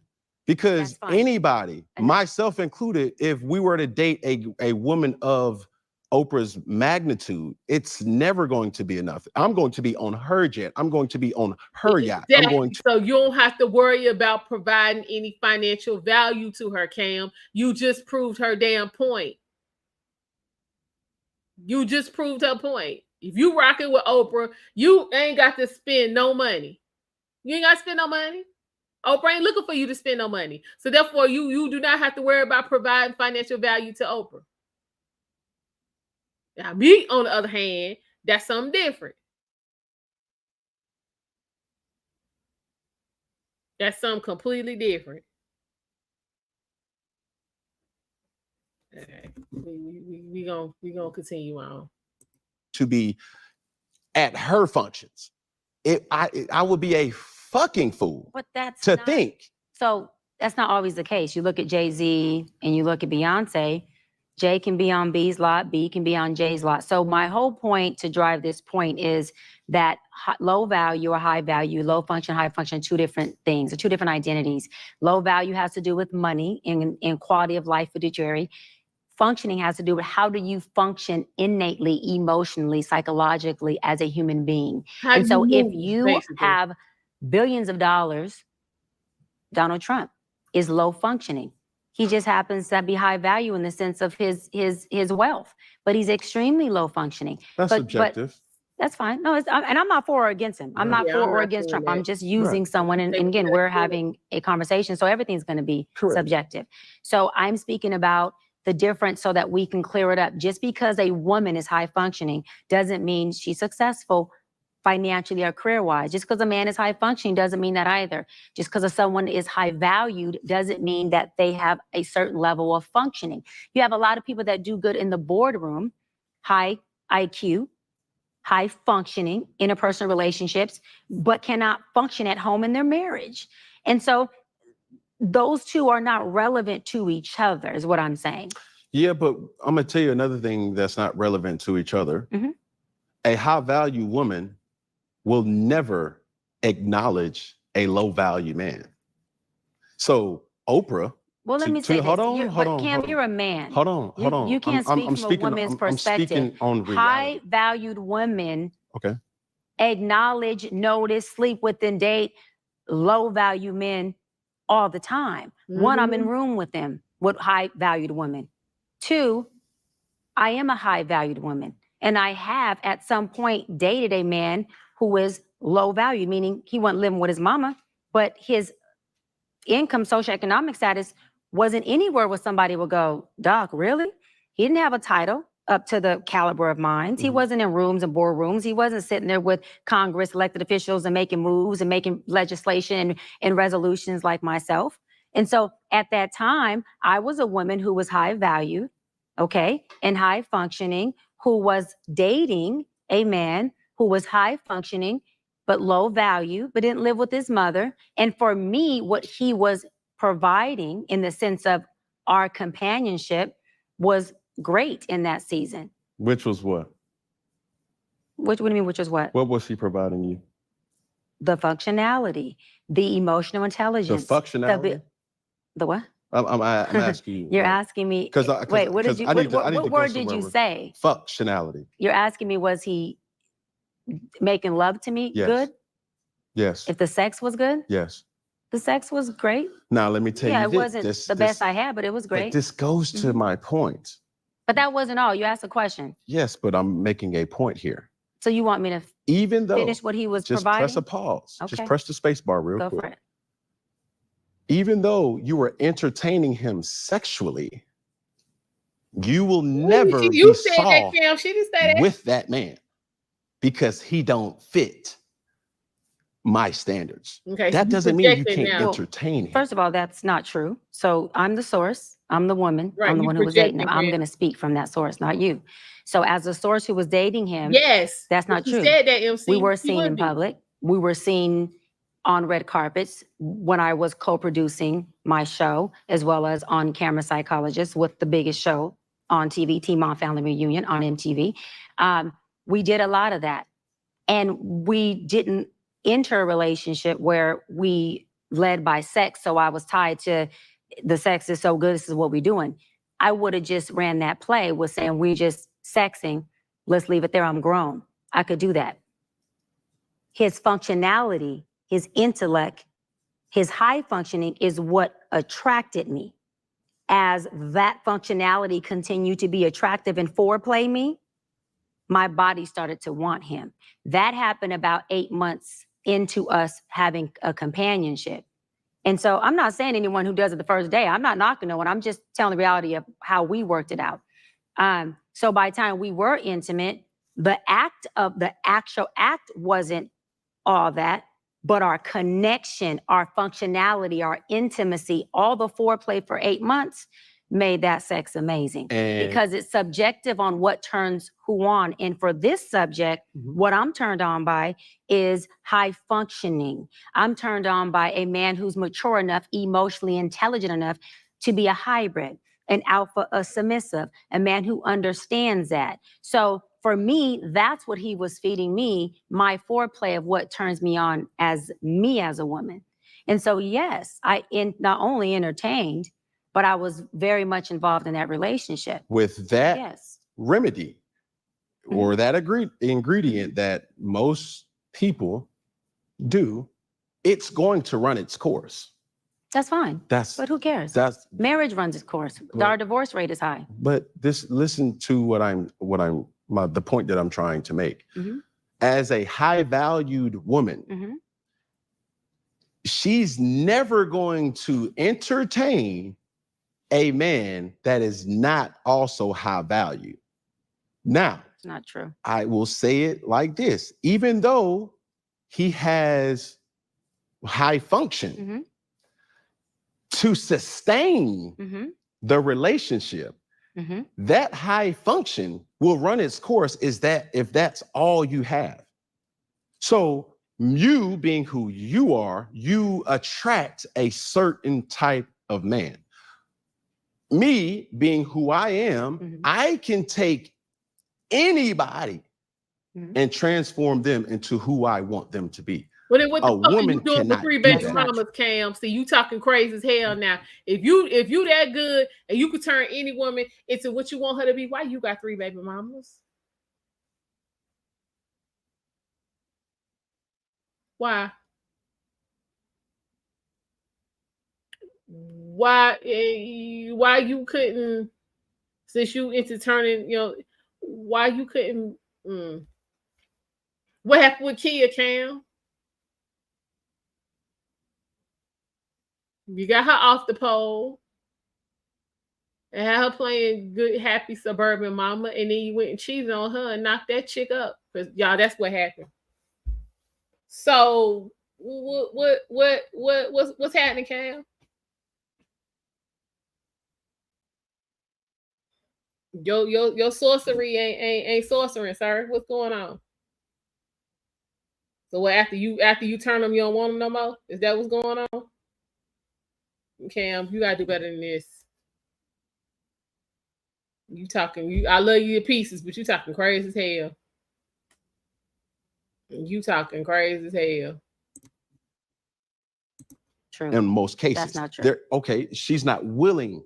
No, I'm to saying do that no man can take a woman and transform her into what he wants her to be. She came in and is willing to allow you to tell her what you want and sure submit to those. You're Yes. not God, and you're not the potter maker. So your hands ain't on no pot, sweetie, taking a woman and conforming. You just don't have that power. You probably would like to, but you don't have that power. You can take her, like I just said before, with the womanizer and the guy who being in your studio and say, baby, these are the qualifications, and she chooses, which is her free will to never be yours, to hit them points or not. And when she chooses to hit them points, you then choose to keep her or you choose to shake her, because you can never take water. Hold on. You can never take water, baby, and make this 7-Up. You can pour it out and fill it back up, but this will never turn to what you wanted. You're not Jesus. You ain't turning water to wine. That's not how it happens. Now, you can't take a woman and make her what you want. You can tell her what you want, and I'm going to give her power back, and she'll choose to be that.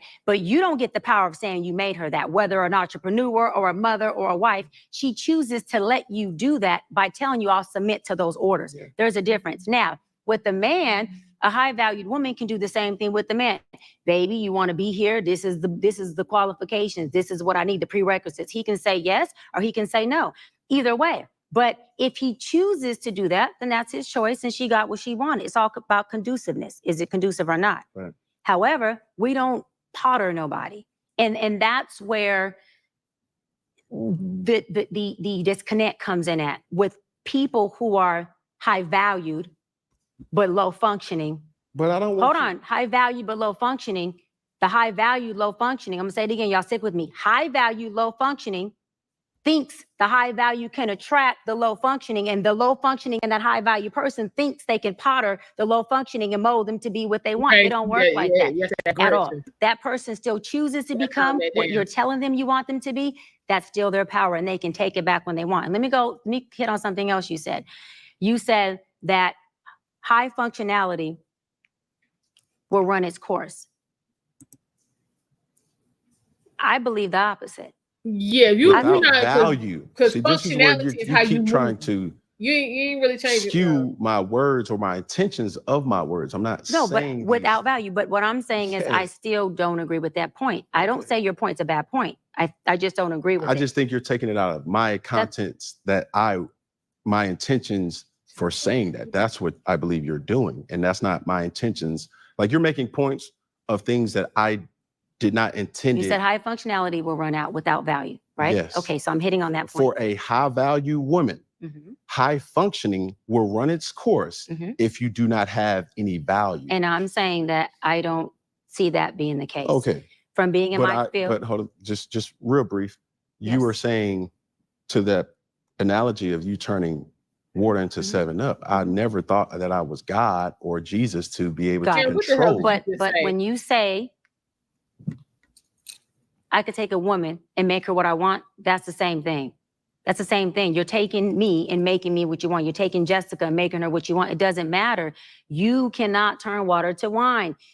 That's her power. She comes in, you tell her what you want, and she chooses to do that. And if she becomes that, it's because of her choice. Because the day she chooses to undo that, it's undone. But so it's still, the power is still with her. No one can take anyone and make them anything, Right. not me, not you. No one has that power. But the Thank only God. reason why a person is considering what I need them to be, or will prefer them to be, or Let's would see what like you them say. to be, is because of my value as a man. If I did not have any value. That's not why. I love that you think that. It's for the payoff that they get. It's their payoff. Everything we do is for our payoff.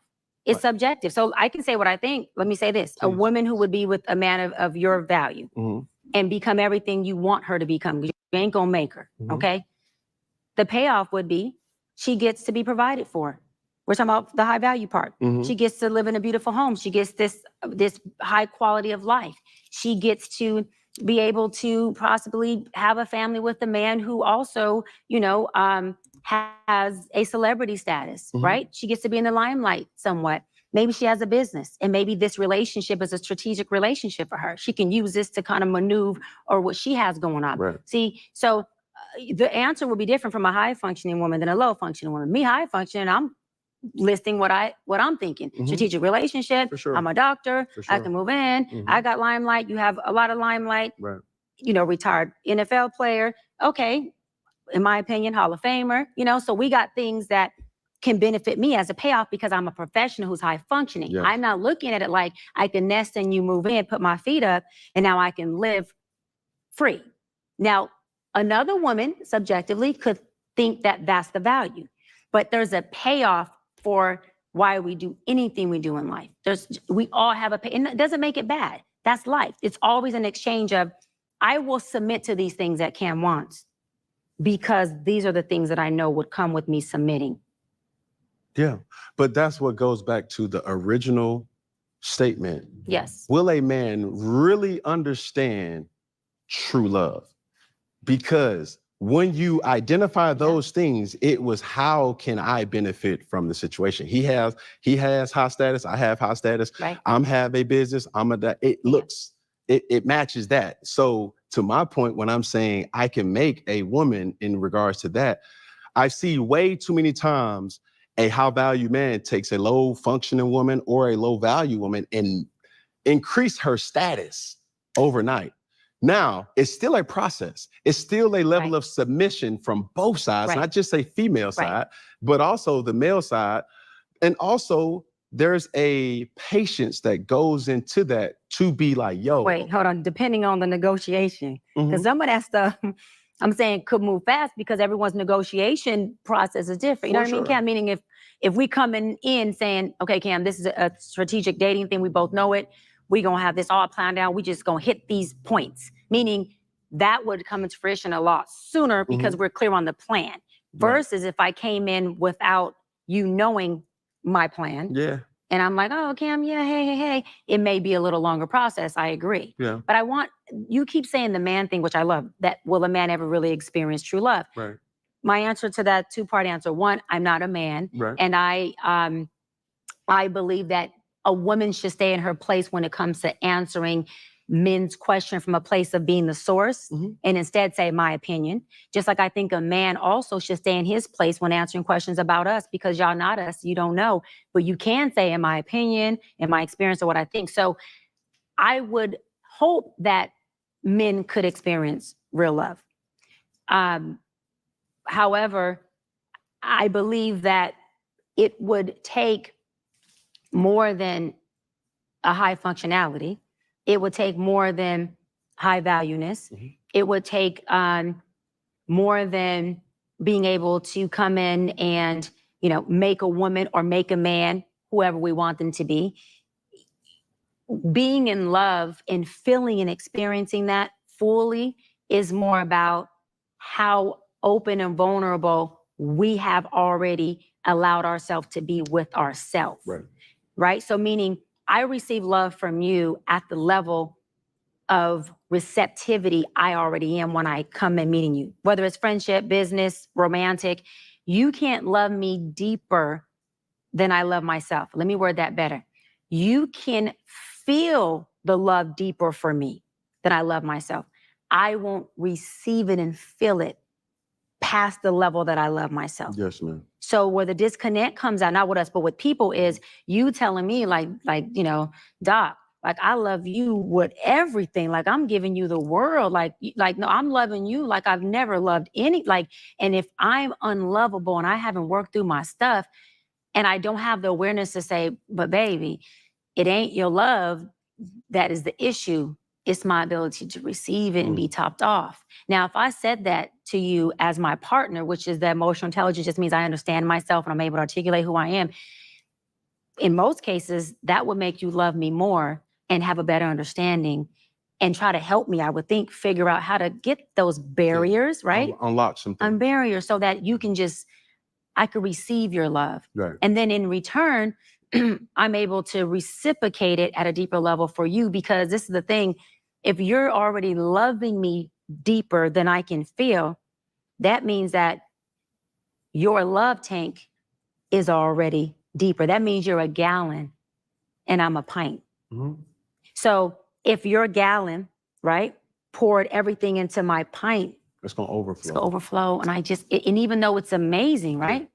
I can't, it's overwhelming for me, Cam. I can't take it. I've seen that analogy. Right. And I received that. But right. to even make it more clear cut, what I mean by a man not having or not really identifying true love is because men's love is almost predicated on transaction versus relation versus emotions. Yeah, you see what I'm saying? Like I unlock these things when there is a transaction here where it's like, okay, even if I'm low functioning, what picks up my slack is the ability to be high value. There you go. And then, which goes back to my point, to a woman won't do that for a man.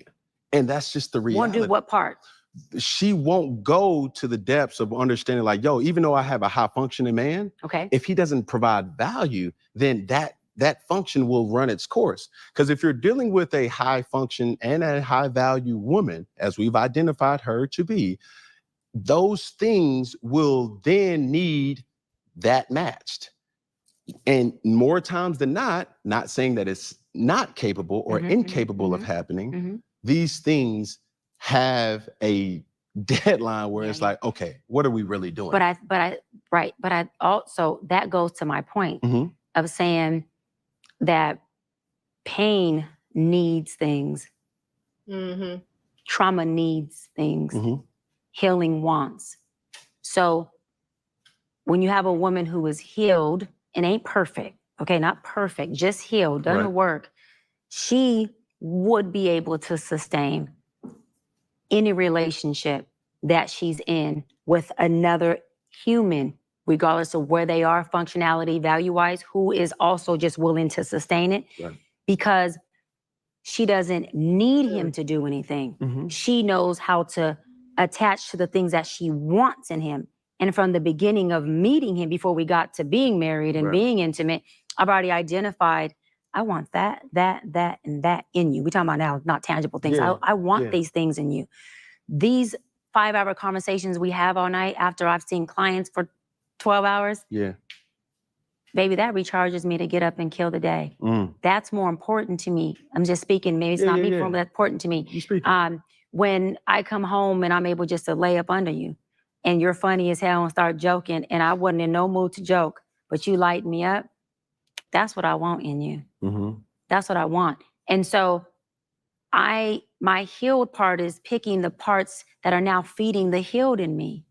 So I don't really need you to do anything outside of the functionality that I'm wanting from you. Mhm. Now, when you come in and say, I say to you, baby, I want to go to Bora Bora, and you say, you know, daddy can't afford that, right? Do I turn and say, you ain't daddy? Hold on. Or do I do like Monique does with her husband and still call you daddy? Now, if you're asking me, subjective, well, whoever I choose, wherever he is, high or low or medium value, I hope he's a hybrid like myself. He's daddy and I love him. And I'm choosing from a place of being healed now. So I'm choosing what I know that I want long-term and not need for the season that my pain is in. Mhm. See, I chose my ex-fiancés based on what the abandoned young woman needed in that season. I had no idea what I wanted. Healing introduces you to what you want. Pain and trauma eclipse what you want. It's always there, eclipse that. So as a woman now, do I want a man who is high functioning and high value and all those things? I mean, that would be great. But if I met a man who had what I wanted, not because I don't need it, but what I wanted, would I treat him any different than a man who's a billionaire? I'm going to treat him better. Because it's not because I have money and I don't need the money. I'm saying that when you think of longevity, okay, this is the problem. People are picking for the season. I'm not, but I'm 35 and I'm in my prime and I want to live a certain quality of life and I want to go on trips. That's what you want at 35, baby. But you ain't made it to 50 or 60 yet. And this is where what you were saying as far as you have wise counsel around you. You got women like your mama who would say, baby, listen, you might choose him at 35, but that man ain't going to be with it. him at 55. Hello. Goodbye. Goodbye. Goodbye. So my thing is a healed woman or man, we're choosing now for 55, 60, and 70, and 80. I'm choosing now the father for my kids. I'm not getting pregnant and then going, Cam, so you don't change diapers? These are conversations, these are foreplay conversations to me. Yeah. When I'm dating you. It's, so how do you feel about kids? What religion do you feel our kids should be? Do you think Christian. private school or this? Just drop the big bag on private school. But for me, that's what I'm saying, the functionality does matter. For me, these conversations are foreplay. Yeah. So do you believe in discipline? Are you gonna get mad if our kids have a black mom in the house and I say, get your ass off the couch? Is that a problem with you because you cursed at my kid? See, this is foreplay for me. So when I say conversations that are high functioning look like that for me, if this is feeding me and we end up married, that means you've already fed me enough where I believe you can take me to 50, 60. Not you can take my 41-year-old self to freaking Paris and buy me a Birkin and I can shine for the season. And then in your words, it runs its course. If I'm choosing for today, whatever our intention is what manifests. If I'm choosing for a meal ticket or if I'm looking for you to have an investment baby with, because that happens too, let's keep it 100. A lot. Okay. So then once we get together and I'm left as a single mama, knowing my intent was to get pregnant anyways, why am I gaslighting you? When I knew my intent was to come in, I didn't tell you my intent, but I knew what my intent was. I'm trying to get the bag. So we only lasting my intention, not yours. My intention runs its course. I get the baby, I get the bag, and you not there. Now I'm going, Cam's horrible. He ain't no good father. I'm just saying from that situation. I can't relate. Let's just change that name because that's fine. But what I'm trying to explain is it runs its course. Yes, ma'am. Right? And so for women who are choosing from a place of being healthy, We're choosing from what we want. And what we want, not just for today, what we want long-term in a partner. And again, your trauma will always choose what it needs to be fed now, which means your ego says, I need the limelight, so I'm gonna choose him for that. I need the trips. I need whatever I never had. I need to not feel abandoned right now. And this Cam's giving me the attention for my abandonment to feel cushioned. Let me choose that. And then what happens is I choose it once, it becomes a cycle. Women get comfortable in the dysfunction, which was already what I was choosing from in the first place. And so I'm going to go ahead and just nest in dysfunction, knowing that I can't get nowhere in this. Because whether dysfunction runs its course or it keeps running its course, either way, it's unhealthy. See, this is where, and we got to keep moving forward. Yeah. But I would say this, to that point that you just made, I think men find or should find a lot of value in resumes of women to say, you mean to tell me you don't got nobody that your parents ain't, your auntie ain't, your girl, your closest friend? Well, hold up, y'all was supposed to be doing that anyway. It's called vetting. But you know, y'all, man, she got that ass though. She gonna give me some ass though. Like, you know, oh girl, he took me to Roof Chris. Like y'all throw all of that shit out the window for the foolishness. Then, you know what I'm saying, get your feelings hurt, then want to get up on YouTube and Instagram and TikTok and Snapchat and all that kind of bullshit, talking about how you a victim. No. No.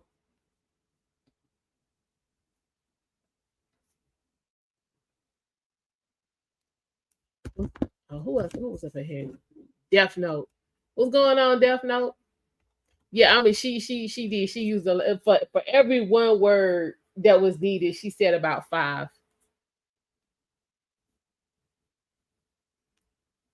She did. It was yeah, extra. Okay, y'all. So yeah, we're about an hour and a half in. It's about an hour left to this. Listen, I'm saying, but this is how y'all, you know what I'm saying, you gonna get up in here and be talking about, you know what I'm saying, bitches ain't shit and I shouldn't have to pay this child support and all this kind of foolishness. So, you know, you make decisions. Get caught up. There has to be improvement on both sides. All right, y'all. So yeah, because we almost 3.5 hours in. We're gonna go ahead and press pause on this, and we are gonna finish this up tomorrow afternoon. Be looking for me around 3.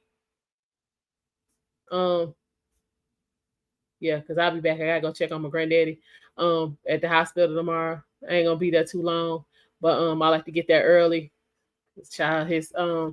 His doctor be coming for the sun come on, y'all. I swear.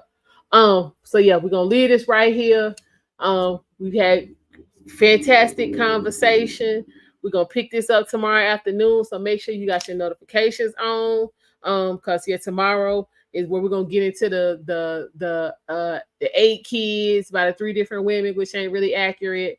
The creating broken homes and all of the hot topics as far as social media is concerned. So we'll go ahead and leave you guys. Like I said, channel memberships will be activated. I'll say by noon. They will be activated by noon. And I will see y'all at 3. I do appreciate y'all for stopping by. I want you guys to take care, and I will see y'all later.